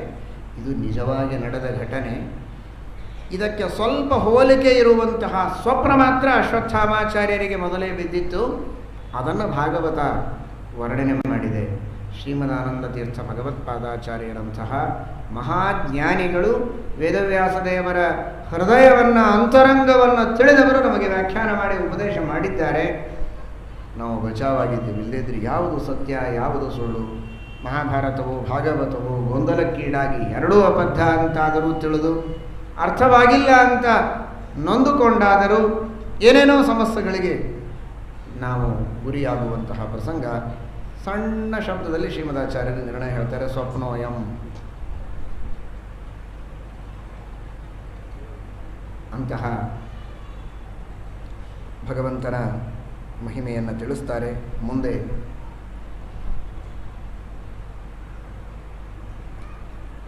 ಈ ರೀತಿ ಈ ಕಡೆಗೆ ಉತ್ತರಾದೇವಿ ಆ ಬ್ರಹ್ಮಾಸ್ತ್ರ ಬರ್ತಾ ಇದ್ದದ್ದನ್ನು ನೋಡಿ ಧಾವಿಸಿ ಬರುತ್ತಾಳೆ. ಕಾಮಂ ದಹತು ಮಾಂ ನಾಥ ಮಾಮೇ ಗರ್ಭೋ ನಿಪಾತ್ಯತಾಂ. ಗಂಡನನ್ನು ಕಳೆದುಕೊಂಡೆ ಅಭಿಮನ್ಯುವನ್ನು, ಮಹಾಪರಾಕ್ರಮಿ, ಧೀರ, ಮಹಾತರುಣ, ತೇಜಸ್ವಿ, ಆ ದುಃಖವನ್ನು ನಾನು ಸಹನೆ ಮಾಡಿಕೊಂಡಿದ್ದೇನೆ. ಈ ಶ್ರೇಷ್ಠವಾದಂತಹ ಸಂತತಿಯ ವೃದ್ಧಿಯಾಗತ್ತೆ ಎನ್ನುವುದಕ್ಕೋಸ್ಕರ ಅದರ ನಾಶವಾಗುವುದು ಬೇಡ. ನಾನು ಬೇಕಾದರೆ ಸಾಯ್ತೇನೆ, ನಾನು ಯಾವಾಗ ಸಾಯ್ತೇನೆ ಅಂತ ಕಾಯ್ತಾನೇ ಇದ್ದೇನೆ. ನನಗೆ ಬದುಕಬೇಕು ಅಂತಿಲ್ಲ, ಆದರೆ ಈ ಮಗು ಮಾತ್ರ ಬದುಕಬೇಕು. ಇದರಿಂದ ಮುಂದೆ ದೊಡ್ಡ ಕಾರ್ಯ ಆಗಬೇಕಾಗಿದೆ. ಕಾಮಂ ದಹತು ಮಾಂ ನಾಥ ಮಾಮೇ ಗರ್ಭೋ ನಿಪಾತ್ಯತಾಂ. ಇದು ನಿನ್ನ ಗರ್ಭ, ಇದು ನಿನ್ನ ಭಕ್ತ. ಮೇ ಅಹೇಯಸ್ಸ ವಿಷ್ಣೋ ಗರ್ಭ. ಅಲ್ಲಿ ಹೇಗೆ ಹಿರಣ್ಯಕಶಿಪುವಿನ ಮಡದಿಯಾದ ಕಯಾಧುವಿನ ಗರ್ಭವನ್ನು ನಾಶ ಮಾಡಬೇಕು ಅಂತ ಇಂದ್ರದೇವರು ಹೊರಟಾಗ ನಾರದರು ತಡೆದರು. ಇದು ವೈಷ್ಣವ ಗರ್ಭ, ಇದು ವಿಷ್ಣು ಭಕ್ತ ಹುಟ್ಟುತ್ತಾ ಇದ್ದಾನೆ, ಇದನ್ಯಾಕೆ ಹೊಡೆಯೋದಕ್ಕೆ ಹೊರಟಿದ್ದೀನಿ ನೀನು ಅಂದಾಗ ಇಂದ್ರದೇವರು ಪ್ರದಕ್ಷಿಣೆ ಹಾಕಿ ಹೋಗ್ತಾರೆ. ಅಷ್ಟು ಗೌರವದಿಂದ ವಿಷ್ಣು ಭಕ್ತನ, ಹಾಗಾದರೆ ದೂರ ಇರ್ತೇನೆ ಅಂತ. ಹಾಗೆ ಇದು ಮೇ ಗರ್ಭ, ವೈಷ್ಣವ ಗರ್ಭ. ವಿಷ್ಣು ಭಕ್ತನಾದಂತಹ ವ್ಯಕ್ತಿ ಇಲ್ಲಿ ಒಳಗಿದ್ದಾನೆ. ನಿನ್ನ ಭಕ್ತನನ್ನು ನೀನೇ ರಕ್ಷಣೆ ಮಾಡೋದಿಲ್ಲ ಅಂದರೆ ನಮೇ ಭಕ್ತ ಪ್ರಣಶ್ಯತಿ ಅಂತ ಈಗ ನಮ್ಮ ಮಾವನ ಎದುರಿಗೆ ಒದರಿದ್ದಲ್ಲ. ಆ ಮಾತಿಗೆ ಅರ್ಥ ಏನು ಭಗವದ್ಗೀತೆಯಲ್ಲಿ? ಶ್ರೀಕೃಷ್ಣ ಪರಮಾತ್ಮ ಸೂಕ್ಷ್ಮ ರೂಪದಿಂದ ಉದರದಲ್ಲಿ ಗರ್ಭದಲ್ಲಿ ಪ್ರವೇಶ ಮಾಡಿ ರಕ್ಷಣೆಯನ್ನು ಮಾಡಿದ್ದಾರೆ. ಬ್ರಹ್ಮಾಸ್ತ್ರದಿಂದ ಯಾವ ಬಾಧೆಯೂ ಆಗದಂತೆ ಸುರಕ್ಷಿತವಾಗಿ ಆ ಪರೀಕ್ಷಿತನನ್ನು ರಕ್ಷಣೆ ಮಾಡಿದ್ದಾನೆ ಭಗವಂತ. ಗದಾಧಾರಿಯಾಗಿ ಸುತ್ತಲೂ ಭಗವಂತ ತಿರುಗುತ್ತಾ ಇದ್ದ. ಸುತ್ತಲೂ ತಿರುಗುತ್ತಾ ಇದ್ದರೆ ಯಾರು ತಿರುಗುತ್ತಾ ಇದ್ದಾರೆ ಅಂತ ನೋಡ್ತಾ ಇದ್ದನಂತೆ. ಯಾಕೆಂದರೆ ಅವನು ಸಾಮಾನ್ಯ ಅಲ್ಲ, ಅವನು ಪರೀಕ್ಷಿತ, ಅವನು ಚರ್ಮ ಶರೀರದಲ್ಲಿದ್ದಾನೆ. ಇದು ಲಾಸ್ಟ್ ಬಟ್ ಒನ್ನೂ ಅಲ್ಲ, ಲಾಸ್ಟ್ ಅಂದರೆ ಲಾಸ್ಟೇ, ಕೊನೇ ಶರೀರ. ಇದಾದ ಮೇಲೆ ಅವನು ನೇರವಾಗಿ ಭಗವಂತನ ಪಾದಮೂಲಕ್ಕೆ ಸೇರಿ ಬ್ರಹ್ಮದೇವರ ಜೊತೆಗೆ ಮೋಕ್ಷ ಹೊಂದುವುದಕ್ಕೆ ಕಾಯ್ತಾ ಕೂಡುವಂತಹ ವ್ಯಕ್ತಿ. ಭೇಜೇ ಖಗೇಂದ್ರ ಧ್ವಜ ಪಾದ ಮೂಲಂ. ಅಂತಹ ಸ್ಥಾನ ಇರುವಂತಹ ಜ್ಞಾನಿಯಾದ ವ್ಯಕ್ತಿ ಆದ್ದರಿಂದ ಸುತ್ತಲೂ ತಿರುಗುವ ದೇವರನ್ನು ಹೀಗೆ ನೋಡಿದನಂತೆ. ಪರ್ಯೈಕ್ಷತ ಕೈತ್ಯಸೌ. ಯಾರಿವನು ಅಂತ. ಓಹೋ, ಸಾಕ್ಷಾತ್ ಪರಮಾನಂದ ಸ್ವರೂಪಿಯಾದಂತಹ ಭಗವಂತ ಇವನು ಅಂತ ಮತ್ತೆ ನಿರ್ಣಯ ಮಾಡಿಕೊಂಡ. ಪರ್ಯೈಕ್ಷತ ಕಹ ಇತ್ಯಸೌ. ಇವನು ಕಹ, ಆನಂದರೂಪಿಯಾಗಿರುವಂತಹ ಭಗವಂತನೇ ಇವನು, ಯಾರೋ ಅಲ್ಲ ಅಂತ ನಿರ್ಣಯ ಮಾಡಿಕೊಂಡ. ಸುತ್ತಲೂ ನೋಡಿದ ಪರೀಕ್ಷೆ. ಯಾರನ್ನು ನೋಡಬೇಕೋ ಅವರಿಗಾಗಿ ಕಣ್ಣು ತಿರುಗಿಸಿ ಸುತ್ತಲೂ ನೋಡಿದರೆ ನಿಮಗೂ ಪರೀಕ್ಷಿತ ಅಂತ ಹೆಸರು ಬರ್ತದೆ. ಸುಮ್ಮನೆ ಯಾರು ಬಂದು ಪ್ರವಚನ ನಡೆದಾಗ ಯಾರು ಬಂದರು, ಯಾರು ಹೋದರು, ಯಾಕೆ ಬಂದರು ಅಂತೂ ಉಸಾಬರಿ ಮಾಡಿದರೆ ಯಾರೂ ನಿಮಗೆ ಪರೀಕ್ಷಿತ ಬಿರುದು ಕೊಡುವುದಿಲ್ಲ. ದೇವರನ್ನು ನೋಡಿ, ಅಲ್ಲಿ ದೇವರನ್ನು ನೋಡಿ, ಇಲ್ಲಿ ದೇವರನ್ನು ನೋಡಿ, ಎಲ್ಲ ಕಡೆಗೆ ಭಗವಂತನನ್ನು ಕಾಣಬೇಕು. ಆಗ ಪರೀಕ್ಷಿತಾಗ್ತಾನೆ ಮನುಷ್ಯ. ನೋಡಬೇಕಾದ ವಸ್ತುವನ್ನು ನೋಡಿದರೆ ಆ ಹೆಸರು. ಆ ರೀತಿ ಭಗವಂತ ಅವನನ್ನು ರಕ್ಷಣೆ ಮಾಡಿದ್ದಾನೆ. ಪರೀಕ್ಷಿತ್ ಎಂಬುದಾಗಿ ಅವನಿಗೆ ನಾಮಕರಣವನ್ನು ಮಾಡಿದ್ದಾರೆ.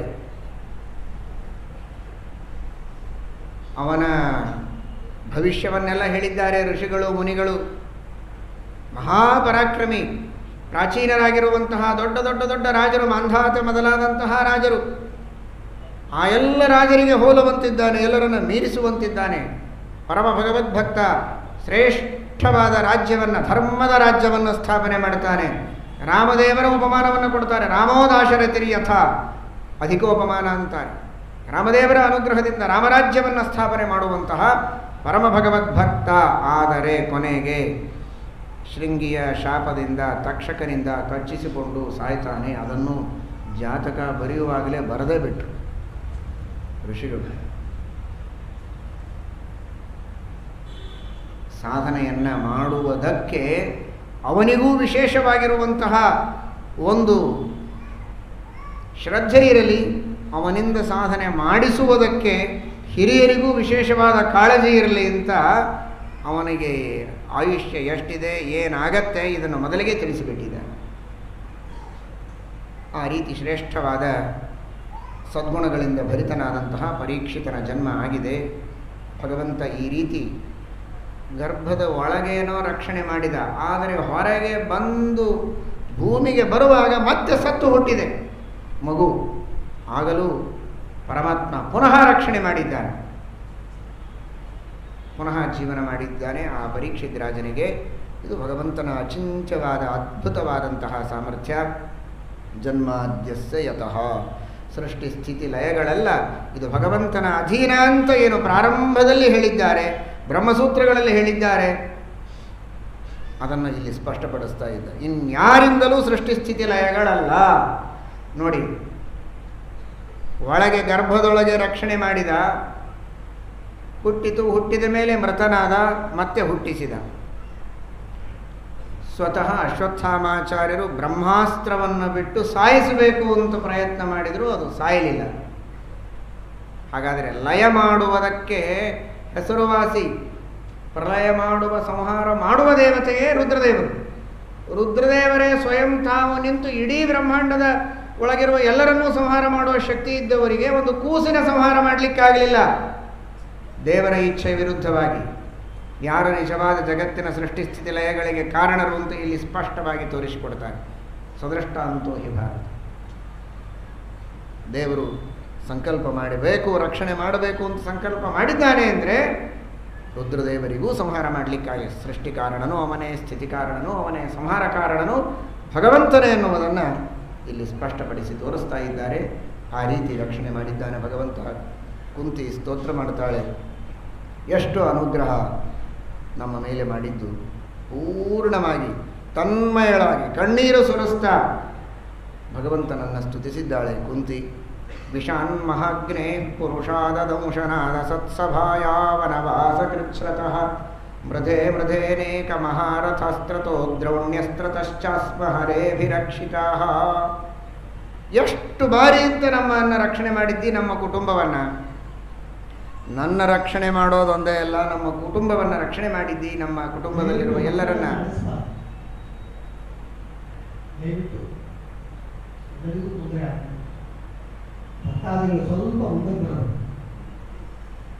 ಸ್ವಲ್ಪ ಮುಂದಕ್ಕೆ ಬೇರೆಯವರಿಗೆ ಅವಕಾಶ ಸಿಗ್ತಾ ಇಲ್ಲ.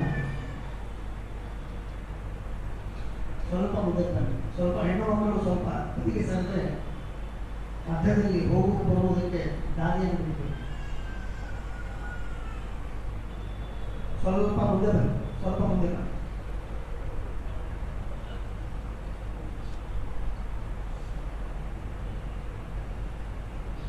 ಸ್ವಲ್ಪ ಮುಂದೆ ಬನ್ನಿ, ದಯವಿಟ್ಟು ದಯವಿಟ್ಟು.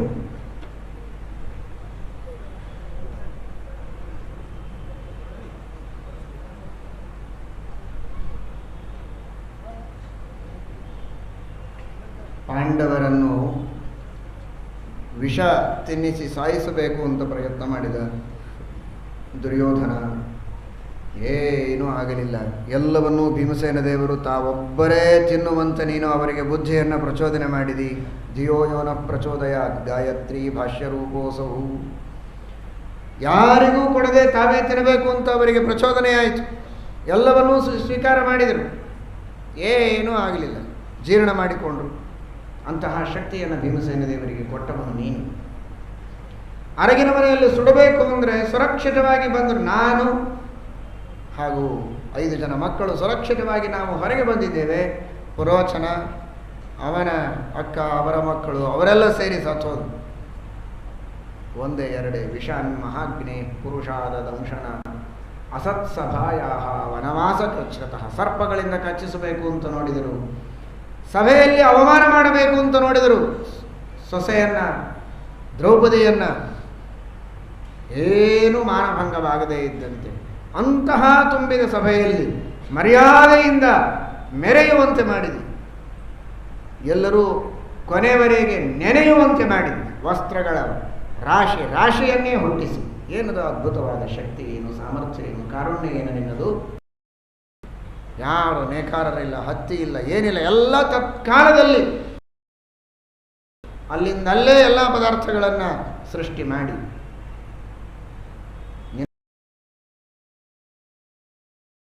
ಸಾಮರ್ಥ್ಯದಿಂದ ವಸ್ತ್ರವನ್ನು ಕೊಟ್ಟು ಮರ್ಯಾದೆಯನ್ನು ಉಳಿಸಿದೆ. ಇದನ್ನು ನಾವೆಲ್ಲ ನೆನೆಸಬೇಕು. ನಾನಾ ರೀತಿಯ ಆಹಾರದಲ್ಲಿರುವ ದೋಷಗಳಿವೆ. ಫುಡ್ ಪಾಯ್ಸನ್ ಆಯಿತು ಅಂತ ಆವಾಗ ಹೇಳ್ತಾರೆ, ಆವಾಗ ಹೇಳ್ತಾರೆ, ಅಂತೂ ಆಗೋದಿಲ್ಲ. ಫುಡ್ ಪಾಯ್ಸನ್ ಅಂತೇನೋ ಒಂದು ಔಷಧಿ ತಗೊಂಡು ಮತ್ತೆ ಚೇತರಿಸಿಕೊಂಡು ಗುಂಡುಕೊಂಡು ಓಡಾಡೋ ಹಾಗಾಗ್ತದೆ ಅಷ್ಟೇ ಹೊರತು ಸತ್ತಂತೂ ಹೋಗಿಲ್ಲ ಯಾರು. ಹಾಗಾದರೆ ಆ ಯಾವ ವಿಷಯಗಳು ನಮ್ಮೊಳಗೆ ಹೋಗದಂತ ದೇವರು ರಕ್ಷಣೆ ಮಾಡ್ತಾ ಇದ್ದಾನೆ. ಎಷ್ಟು ಕಡೆಗೆ ವಿದ್ಯುತ್ತಿನ ಅಪಘಾತಗಳಾಗಿ ಸತ್ತದ್ದನ್ನು ಕೇಳ್ತೀರಿ, ಆದರೆ ಸತ್ತ ಘಟನೆಗಳು ಕಡಿಮೆ. ವಿದ್ಯುತ್ತಿನ ಉಪಯೋಗವನ್ನು ಯಥೇಷ್ಟವಾಗಿ ಮಾಡಿಯೂ ಸುರಕ್ಷಿತವಾಗಿ ಬದುಕಿದವರ ಸಂಖ್ಯೆಯೇ ಹೆಚ್ಚು. ವಿಷಾನ್ಮಹಗ್ರೇ ಪುರುಷಾದ ದಂಶನ ಅಸತ್ಸಭಾಯ. ಇಂತಹ ಕರಾಲವಾದ ಕಲಿಯುಗ.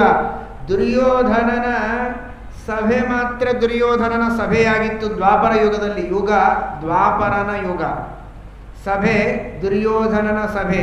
ಇವತ್ತು ಯುಗವೇ ದುರ್ಯೋಧನನ ಯುಗ, ಕಲಿಯುಗ. ಇಡೀ ಯುಗವೇ ದುರ್ಯೋಧನನ ಯುಗ. ಸಮಗ್ರವಾದ ಭೂಮಂಡಲವೇ ಈ ಒಂದು ಯುಗದೊಳಗೆ ದುರ್ಯೋಧನನ ಸಭೆ ಇದ್ದಂತೆ ಒಂದರ್ಥದೊಳಗೆ. ಅಂತಹ ದುರ್ಯೋಧನನ ಸಭೆಯೊಳಗೆ ಏನೆಲ್ಲ ಅವಮಾನ, ಏನೆಲ್ಲ ಅನಾಹುತಗಳು ನಡೆಯುವುದು ಅಸಾಧ್ಯ ಅಲ್ಲ. ಅದಾಗಿಲ್ಲ. ಇನ್ನೂ ಮರ್ಯಾದೆ ಉಳಿದಿದೆ ಮಾನಿನೀಯರಿಗೆ, ಸಜ್ಜನರಿಗೆ. ಭಗವಂತನ ಕೃಪೆ. ಇದನ್ನು ನೆನೆಸಬೇಕು. ಮಹನೀಯರು ನೆನೆಸಬೇಕು, ಮಾನಿನೀಯರು ನೆನೆಸಬೇಕು. ವಿಷನ್ಮಹಗ್ನೇ ಪುರುಷಾದ ದಂಶನ ಅಸತ್ಸಭಾಯಾವನವಾಸ ಕೃಚ್ಛ್ರತಃ ಮೃಧೇ ಮೃಧೇನೇಕ ಮಹಾರಥಾಸ್ತ್ರತೋ ದ್ರೌಣ್ಯಸ್ತ್ರತಶ್ಚಾಸ್ಪಹರೇಭಿರಕ್ಷಿತಾ. ಎಷ್ಟು ಅಸ್ತ್ರಗಳನ್ನು ಬಿಟ್ಟರು ಅರ್ಜುನನಿಗೆ, ಪಾಂಡವರಿಗೆ ಏನಾಗದಂತೆ ನೀನು ರಕ್ಷಣೆ ಮಾಡಿದ್ದಿ. ಕೊನೆಯದಾಗಿ ಬ್ರಹ್ಮಾಸ್ತ್ರದಿಂದ ಆ ಕೂಸನ್ನು, ಪಾಂಡವರನ್ನೂ ರಕ್ಷಣೆ ಮಾಡ್ತಾನೆ. ಪಾಂಡವರ ಮೇಲೂ ಬ್ರಹ್ಮಾಸ್ತ್ರಗಳು ಬರ್ತವೆ. ಅವರಿಗೂ ಆ ಬ್ರಹ್ಮಾಸ್ತ್ರಗಳು ಏನೂ ಮಾಡದಂತೆ ತನ್ನ ಸುದರ್ಶನದಿಂದ ಭಗವಂತ ಎಲ್ಲ ಬ್ರಹ್ಮಾಸ್ತ್ರಗಳನ್ನು ನಾಶ ಮಾಡಿ ರಕ್ಷಣೆ ಮಾಡಿದ. ಹೀಗೆ ಎಲ್ಲ ರೀತಿಯಿಂದ ನಮ್ಮನ್ನು ರಕ್ಷಣೆ ಮಾಡಿದೆ. ದೊಡ್ಡ ಸಂತೋಷ ಅಂದರೆ ಇಷ್ಟೆಲ್ಲ ಆಪತ್ತುಗಳು ಬಂತು ಅನ್ನೋದಕ್ಕೆ ನಿನ್ನ ದರ್ಶನ ಆಯಿತು. ಇಲ್ಲಾಂದರೆ ನೀ ಯಾಕೆ ಬರ್ತಿದ್ದಿ? ನೀ ದ್ವಾರಕಾದೊಳಗೆ, ನಾವು ಇಲ್ಲೇ ಹಸ್ತಿನಾಮತಿ ಒಳಗೆ ಇರ್ತಾ ಇದ್ವಿ. ನೀನಿಷ್ಟು ಬಾರಿ ಬಂದು ರಕ್ಷಣೆ ಮಾಡಿದ್ದು ಯಾಕೆ ಅಂದರೆ ಆಪತ್ತು ಬಂದದ್ದಕ್ಕೆ. ಹಾಗಾದರೆ ನಿನ್ನಲ್ಲಿ ನಾನು ಪ್ರಾರ್ಥನೆ ಮಾಡೋದೇನು ಅಂದರೆ, ನೀನು ಬಾ ಅಂತ ಕರೆಯೋ ಸಾಹಸ ನಾನು ಮಾಡೋದಿಲ್ಲ. ವಿಪತ್ತುಗಳನ್ನು ನಮಗೆ ಕೊಟ್ಟುಬಿಡು. ಭಕ್ತರು ವಿಪತ್ತಿನೊಳಗಿದ್ದಾರೆ ಅಂತ ಅನಿಸಿದರೆ ನೀನೇ ಓಡಿ ಬಂದು ಬಿಡ್ತೀಯ ಆಮೇಲೆ. ಆದ್ದರಿಂದ ನನ್ನನ್ನು ರಕ್ಷಣೆ ಮಾಡು. ವಿಪದಸ್ಸಂತು ನ ಶಶ್ವತ ತತ್ರ ತತ್ರ ಜಗತ್ಪತೆ ಭವತೋ ದರ್ಶನಂ ಯತ್ ಸ್ಯಾತ್ ಅಪುನರ್ಭವ ದರ್ಶನಂ. ನಿನ್ನ ದರ್ಶನವಾಗುವಂತಹ ಶ್ರೇಷ್ಠವಾದ ಸಾಧನ ಅದು. ಆ ಅನುಸಂಧಾನ ಇರುವಂತಹ ಭಕ್ತಿ ಶ್ರದ್ಧೆಗಳಿಂದ ಕೂಡಿದೆ. ಯಾಕಾದರೂ ಈ ವಿಪತ್ತು ಕೊಟ್ಟ ದೇವರು ಅಂತ ಬಯ್ಯೋ ಹಾಗಾಗೋದಾದರೆ ವಿಪತ್ತು ಬರಬಾರ್ದು. ಮತ್ತೆ ಕುಂತಿ ಕೇಳ, ನೀವು ಕೇಳಲಿಕ್ಕೆ ಹೋಗಬೇಡಿ. ದೇವರನ್ನು ಸ್ಮರಣೆ ಮಾಡ್ತಿದ್ರೆ ಅಡ್ಡಿ ಇಲ್ಲ, ಬೈತಾ ಕೂತ್ರೆ ಎಲ್ಲರೂ ಚಲೋ ಇದ್ದಾರೆ, ನಾನೊಬ್ಬನೇ ಕಂಡಿದ್ದೇನೆ ನಿಮಗೆ ಅಂತ ಸಿಟ್ಟಿಗೆ ಬಂದು ಈ ಕಡೆಗೆ ಬಿಡಲಿಕ್ಕೂ ಕೆಲವರಿಗೆ ಗಾಬರಿ. ಮತ್ತೇನಾರ ಬಿಟ್ಟದ್ದಕ್ಕೆ ಏನಾರ ದೇವರು ಇನ್ನಷ್ಟು ತ್ರಾಸು ಕೊಟ್ಟರೆ ಏನು ಮಾಡೋದು ಅಂತ.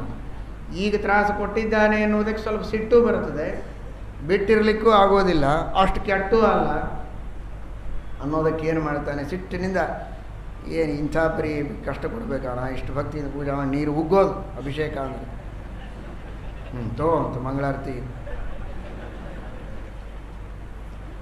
ಅಂಥದ್ದಿದ್ರೆ ನೀವು ಬೇಡ್ಲಿಕ್ಕೆ ಹೋಗಬೇಡ್ರಿ. ಸುಮ್ಮನೆ ನನಗೆ ಸುಖ ಕೊಡು ಅಂತ ಬೇಡೋದು ಚಲೋ. ಕುಂತಿ ಕೇಳಿದ್ದಾಳೆ ಅಂತ ಕೇಳಲಿಕ್ಕೆ ಹೋಗೋದು ಬೇಡ. ವಿಪದಸ್ಸಂತು ನ ಶಶ್ವತ ತತ್ರ ತತ್ರ ಜಗತ್ಪತೆ ಭವತೋ ದರ್ಶನಂ ಯತ್ ಸ್ಯಾತ್ ಅಪುನರ್ಭವ ದರ್ಶನಂ. ಭಕ್ತಿಯಿಂದ ಆ ಭಗವಂತನ ಪ್ರಾರ್ಥನೆಯನ್ನು ಮಾಡಿದರೆ ದೇವರು ಬಂದು ಅವಶ್ಯವಾಗಿ ರಕ್ಷಣೆಯನ್ನು ಮಾಡ್ತಾನೆ. ಪ್ರತ್ಯಕ್ಷವಾಗಿ ರಕ್ಷಣೆ ಮಾಡಿದರೆ ಮಾತ್ರ ರಕ್ಷಣೆ. ಈಗೆಲ್ಲಿ ಬರ್ತಾನೆ ದೇವರು? ಎಲ್ಲ ಹಳೆಯ ಕಥೆ ಬರೇ ಸುಳ್ಳು ಅಂತ ನಬೇಡಿ. ಈಗ ದೇವರು ಹೆಜ್ಜೆ ಹೆಜ್ಜೆಗೆ ನಮ್ಮನ್ನು ರಕ್ಷಣೆ ಮಾಡ್ತಾನೆ ಅಂತೇನೆ ಇಷ್ಟು ಚೆನ್ನಾಗಿ ಎಲ್ಲರೂ ಓಡಾಡಿಕೊಂಡು ಸುಖವಾಗಿದ್ದಾರೆ. ದೇವರು ನಮ್ಮನ್ನು ಕೈ ಬಿಟ್ಟಿದ್ದಾನೆ ಅಂತ ತಿಳಿಯಬೇಡಿ. ನೋಡಿ, ಇಲ್ಲಿ ಚಿತ್ರ ಇದೆ.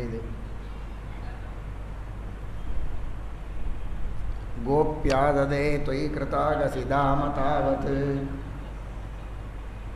ಗೋಪಿ ಯಶೋದೆ ಪರಮಾತ್ಮ ಯಾವಾಗ ಮೊಸರಿನ ಪಾತ್ರೆಯನ್ನು ಒಡೆದು ಎಲ್ಲ ಕಡೆಗೆ ಚೆಲ್ಲಿದ, ಆಗ ದೊಡ್ಡದಾದ ಹಗ್ಗ ಕಟ್ಟಿಗೆ ತೆಗೆದುಕೊಂಡು ಹೆದರಿಸಿದರೆ ಭಗವಂತ ಯಾತೆ ದಶಾಶ್ರುಕಲಿಲಂಗನ ಸಂಭ್ರಮಾಕ್ಷಂ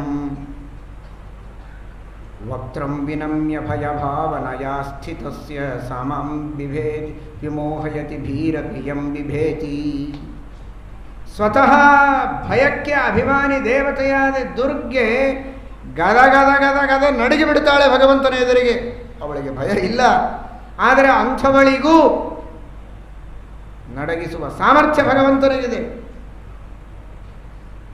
ಇನ್ನುಳಿದ ಪಾರ್ವತ್ಯಾದಿ ದೇವತೆಗಳನ್ನು ನಡಗಿಸಿ ಬಿಡ್ತಾನೆ ಭಗವಂತ. ಅಂತಹ ಮಹಾಸಮರ್ಥನಾದ ದೇವರ ಎದುರಿಗೆ ಭಯ ತರಿಸುವ ವ್ಯಕ್ತಿ ಯಾರಿದ್ದಾರೆ? ಆದರೆ ಆ ಯಶೋದೆಯ ಎದುರಿಗೆ ದೇವರು ಬಹಳ ಹೆದರಿ ಜ್ವರ ಬಂದಾಗಾಗಿ ಕೈಯೊಳಗಿನ ಪದಾರ್ಥ ಎಲ್ಲ ಬೀಳೋ ಹಾಗೆ ಕಣ್ಣೀರು ಕಪೋಲದ ಮೇಲೆ ಇಳಿದು ಕಾಡಿಗೆ ಸೇರಿ ಗಲ್ಲ ಎಲ್ಲ ಕಪ್ಪಾಗಿರುವಂತಹ ನಿನ್ನ ಮುಖ ನೆನೆಸಿದರೆ ಮಾತ್ರ ಇವತ್ತಿಗೂ ನನಗೆ ಅರ್ಥ ಆಗ್ತಾ ಇಲ್ಲ, ಆಶ್ಚರ್ಯವಾಗುತ್ತೆ. ನಿನ್ನಂತಹ ಸರ್ವಶಕ್ತ ಸರ್ವಸಮರ್ಥನಾದ ವ್ಯಕ್ತಿಗೆ ಈ ಅವಸ್ಥೆಯೇ? ಅಂತಹ ಅವಸ್ಥೆಯನ್ನು ಸರ್ವಥಾ ಇಲ್ಲದಿದ್ದರೂ ತೋರುವ ಮಹಾಜಾಣ್ಮೆ ಇದ್ದ ನಿನಗೆ ಅನಂತ ನಮನಗಳು ಅಂತ ಹೇಳ್ತಾಳೆ ಕುಂತಿ. ಅದು ದೊಡ್ಡ ಸ್ಥಿತಿ. ಇಷ್ಟೇನಾ? ಹೆದರಿದ್ದಕ್ಕೂ ನಮಸ್ಕಾರನ? ಮತ್ತು ನಾವು ದಿವಸ ಹೆದರ್ತೀವಿ, ನಮಗೆ ಯಾರು ಮಾಡೋದಿಲ್ಲ ಅಂದರೆ ಕಪಾಳಿ ಹೊಡಿತಾರೆ. ನಮಸ್ಕಾರ ಯಾಕೆ ಮಾಡ್ಬೋದು? ಹೆದರಿದರೆ ದೊಡ್ಡದಲ್ಲ, ಹೆದರದಂತೆ ತೋರಿಸಲಿಕ್ಕೆ ಬಂದರೆ ಅದು ಬುದ್ಧಿವಂತಿಕೆ. ಎಂದಿಗೂ ಹೆದರಲಿಕ್ಕೆ ಸಾಧ್ಯವಿಲ್ಲದೆ ಹೆದರದಂತೆ ತೋರಿಸಿದನಲ್ಲ, ಅದು ದೇವರ ಜಾಣ್ಮೆ. ಅಂತಹ ಅದ್ಭುತವಾದ ಆ ಭಗವಂತನ ಸ್ತುತಿಯನ್ನು ಮಾಡಿದ್ದಾಳೆ. ಪರಮಾತ್ಮ ಅಲ್ಲಿಂದ ಹೊರಟಿದ್ದಾನೆ. ದೇವರನ್ನು ಬೀಳ್ಕೊಡೋದು ಅಂದರೆ ಬಹಳ ಕಷ್ಟವಾಗಿದೆ. ಕ್ಷಣ ಪರಮಾತ್ಮನನ್ನು ಬಿಟ್ಟಿರುವುದಕ್ಕೆ ಪಾಂಡವರು ಸಿದ್ಧರಿಲ್ಲ. ದೂರದವರೆಗೆ ಕಳಿಸಲಿಕ್ಕೆ ಬಂದಿದ್ದಾರೆ. ಪರಮಾತ್ಮನಿಗೆ ವಿಶೇಷವಾಗಿ ಸ್ತೋತ್ರವನ್ನು ಮಾಡಿದ್ದಾರೆ. ಆ ಭಾಗ್ಯವನ್ನು ಕಣ್ಣು ಮುಚ್ಚಿ ನೆನೆಸಿದರೇನೆ ಮೈ ರೋಮಾಂಚನವಾಗ್ತದೆ. ಅಂತಹ ಶ್ರೀಕೃಷ್ಣ ಪರಮಾತ್ಮನನ್ನು ಬೀಳ್ಕೊಡುವ ಸಂದರ್ಭ ಕೆಲವರಿಗೆ ಕೆಲವು ಕಡೆಗೆ ಸ್ವಾಗತ, ಕೆಲವು ಕಡೆಗೆ ತಿರಸ್ಕಾರ.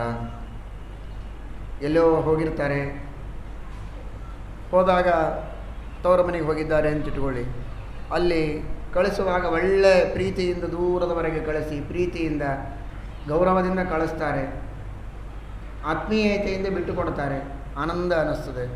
ಆದರೆ ಅತ್ತೆ ಮನೆಗೆ ಬರೋ ಹೊತ್ತಿಗೆ ಯಾಕಪ್ಪ ಬಂದೆ, ಬರುವಾಗಲೇ ಇಷ್ಟ್ಯಾಕೆ ತಡ ಮಾಡಿದೆ, ಹಂಗೆ ಯಾಕೆ ಮಾಡಿದೆ, ಅಲ್ಲೇ ಇರು ಇಲ್ಲೇ ಇರು ಏನೇನೋ ಬೈಯೋದು. ಕೆಲವು ಕಡೆಗೆ ಬೇಕಾದವರಾಗ್ತಾರೆ, ಕೆಲವು ಕಡೆಗೆ ಬೇಡಾದವರಾಗ್ತಾರೆ. ಯಾಕಂದರೆ ಇವರು ಇಲ್ಲಿ ಮಾಡೋ ಕೆಲ ಹಣೆ ಬರನೂ ಅಂಥದ್ದೇ ಇರ್ತದೆ. ಆದರೆ ಭಗವಂತ ಹಾಗಲ್ಲ, ಎಲ್ಲರಿಗೂ ಬೇಕಾದವ. ಭಾಗವತ ಅದನ್ನು ಬಹಳ ಚೆನ್ನಾಗಿ ವರ್ಣನೆ ಮಾಡಿದೆ 2 ಅಧ್ಯಾಯಗಳಲ್ಲಿ. ಬೀಳ್ಕೊಡುವ ಸಮಾರಂಭವನ್ನು ಚೆನ್ನಾಗಿ ವರ್ಣನೆ ಮಾಡಿದೆ ಭಾಗವತ. ಪರಮಾತ್ಮನಿಗೆ ದ್ವಾರಕೆಯಲ್ಲಿ ಸ್ವಾಗತ ಹೇಗಾಯಿತು ಅಂತ ಇನ್ನೂ ಅದ್ಭುತವಾಗಿ ವರ್ಣನೆ ಮಾಡಿದೆ.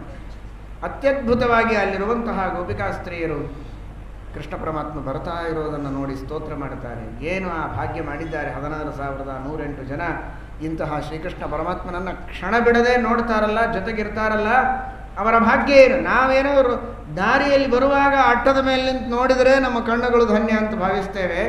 24 ಗಂಟೆ 360 ದಿವಸ ಜೊತೆಗೇ ಇರ್ತಾರಲ್ಲ ಅವರು, ಅವರ ಭಾಗ್ಯ ಏನು. ಇಡೀ ಜಗತ್ತಿನಲ್ಲಿ ವ್ಯಾಪ್ತನಾಗಿರುವಂತಹ ಭಗವಂತ ಅನಂತ ಕಲ್ಯಾಣ ಗುಣ ಪರಿಪೂರ್ಣನಾದವನು. ಅಂತಹ ಭಗವಂತನ ಸ್ತುತಿಯನ್ನು ಅವರೆಲ್ಲ ಮಾಡಿದ್ದಾರೆ. ಪರಮಾತ್ಮ ಆ ರೀತಿಯಾಗಿ ದ್ವಾರಕಾಪಟ್ಟಣದಲ್ಲಿ ಪ್ರವೇಶವನ್ನು ಮಾಡಿದ್ದಾನೆ ಎಂಬುದಾಗಿ ತಿಳಿಸ್ತಾ ಇದ್ದಾರೆ. ಈ ಕಡೆಗೆ ಪರೀಕ್ಷಿತನ ಜನ್ಮ ಎಲ್ಲ ಆಗಿದೆ. ಅವನನ್ನು ಚೆನ್ನಾಗಿ ಬೆಳೆಸ್ತಾ ಇದ್ದಾರೆ. ವಿದುರ ತೀರ್ಥಯಾತ್ರೆಯನ್ನು ಮುಗಿಸಿಕೊಂಡು ಬಂದಿದ್ದಾನೆ. ವಿದುರ ಧೃತರಾಷ್ಟ್ರನಿಗೆ ಹೇಳ್ತಾನೆ, ಧೃತರಾಷ್ಟ್ರ, 2 ದಿವಸ ಇನ್ನೂ ಈ ಸಂಸಾರದೊಳಗಿರಬೇಕು ಅಂತ ಮಾಡಿದ್ದಿ. ಈ ಭೋಗಾಸಕ್ತಿ ಸಾಕು. ಭೀಮಾಪವರ್ಜಿತಂ ಪಿಂಡಂ ಆದತ್ಸೆ ಗೃಹಪಾಲವತ್. ಭೀಮಸೇನ ದೇವರು ನಿನಗಷ್ಟು ತಿರಸ್ಕಾರ ಮಾಡಿ ನಾಯಿಗೆ ಹಾಕಿದ ಹಾಕಿ ಹಾಕ್ತಾರೆ, ಎಸಿತಾರೆ ಅನ್ನವನ್ನು, ಆದರೂ ಚಪ್ಪರಿಸಿಕೊಂಡು ತಿಂತೀಯಲ್ಲೋ, ನಾಚಿಗೆ ಬರ್ತಾ ಇಲ್ಲ ನಿನಗೆ? ಧೃತರಾಷ್ಟ್ರ, ಇನ್ನಾದರೂ ಒಳ್ಳೆಯ ದಾರಿ ಹಿಡಿ. ಆದದ್ದಾಯಿತು, ಇನ್ನಾದರೂ ಒಳ್ಳೆಯ ದಾರಿ ಹಿಡಿಯೋ ಪ್ರಾಣಿ, ಸಾಧನೆ ಮಾಡಿಕೋ, ತಪಸ್ಸು ಮಾಡೋಣ ಅಂತ ಹೇಳಿ ಗಾಂಧಾರಿ, ಧೃತರಾಷ್ಟ್ರ, ವಿದುರ ಎಲ್ಲರೂ ಸೇರಿ ಸಂಜಯ ಸೇರಿಕೊಂಡು ತಪಸ್ಸು ಮಾಡುವುದಕ್ಕೆ ಅಂತ ಅರಣ್ಯಕ್ಕೆ ಹೋಗ್ತಾರೆ. ಯುಧಿಷ್ಠಿರ ಒಪ್ಪಿಗೆ ಕೊಡೋದಿಲ್ಲ. ಏನು ಯುಧಿಷ್ಠಿರನ ಉದಾರ್ಯ, ಇಷ್ಟು ವಿರೋಧ ಮಾಡಿದರೂ ನೀನು ಕಕ್ಕ ಹಿರಿಯ, ನೀನೇ ಇರಬೇಕು, ಮಾರ್ಗದರ್ಶಕನಾಗಿ ರಾಜ್ಯವನ್ನು ಆಳಬೇಕು, ಬಿಟ್ಟು ಹೋಗಬಾರದು ಅಂತ. ಆದರೂ ಉಪವಾಸ ಸತ್ಯಾಗ್ರಹವನ್ನು ಮಾಡಿ ಯುಧಿಷ್ಠಿರನ ಒಪ್ಪಿಗೆಯನ್ನು ಪಡೆದು ಧೃತರಾಷ್ಟ್ರ ಹೋಗಿ ತಪಸ್ಸನ್ನು ಮಾಡಿದ್ದಾನೆ.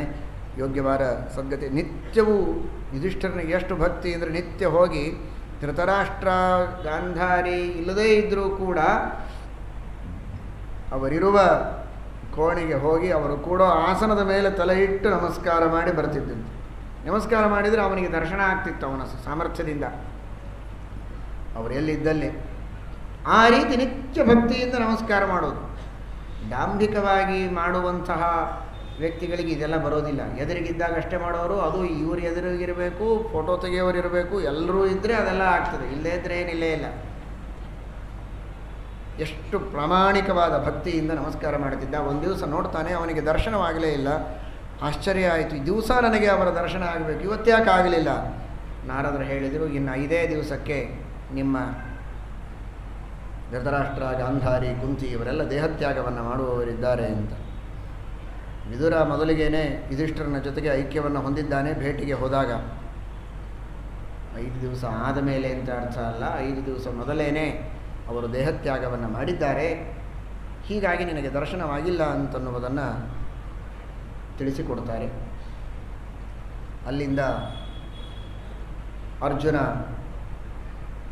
ದ್ವಾರಕೆಗೆ ಹೋಗಿದ್ದ ಶ್ರೀಕೃಷ್ಣ ಪರಮಾತ್ಮನ ದರ್ಶನಕ್ಕೆ.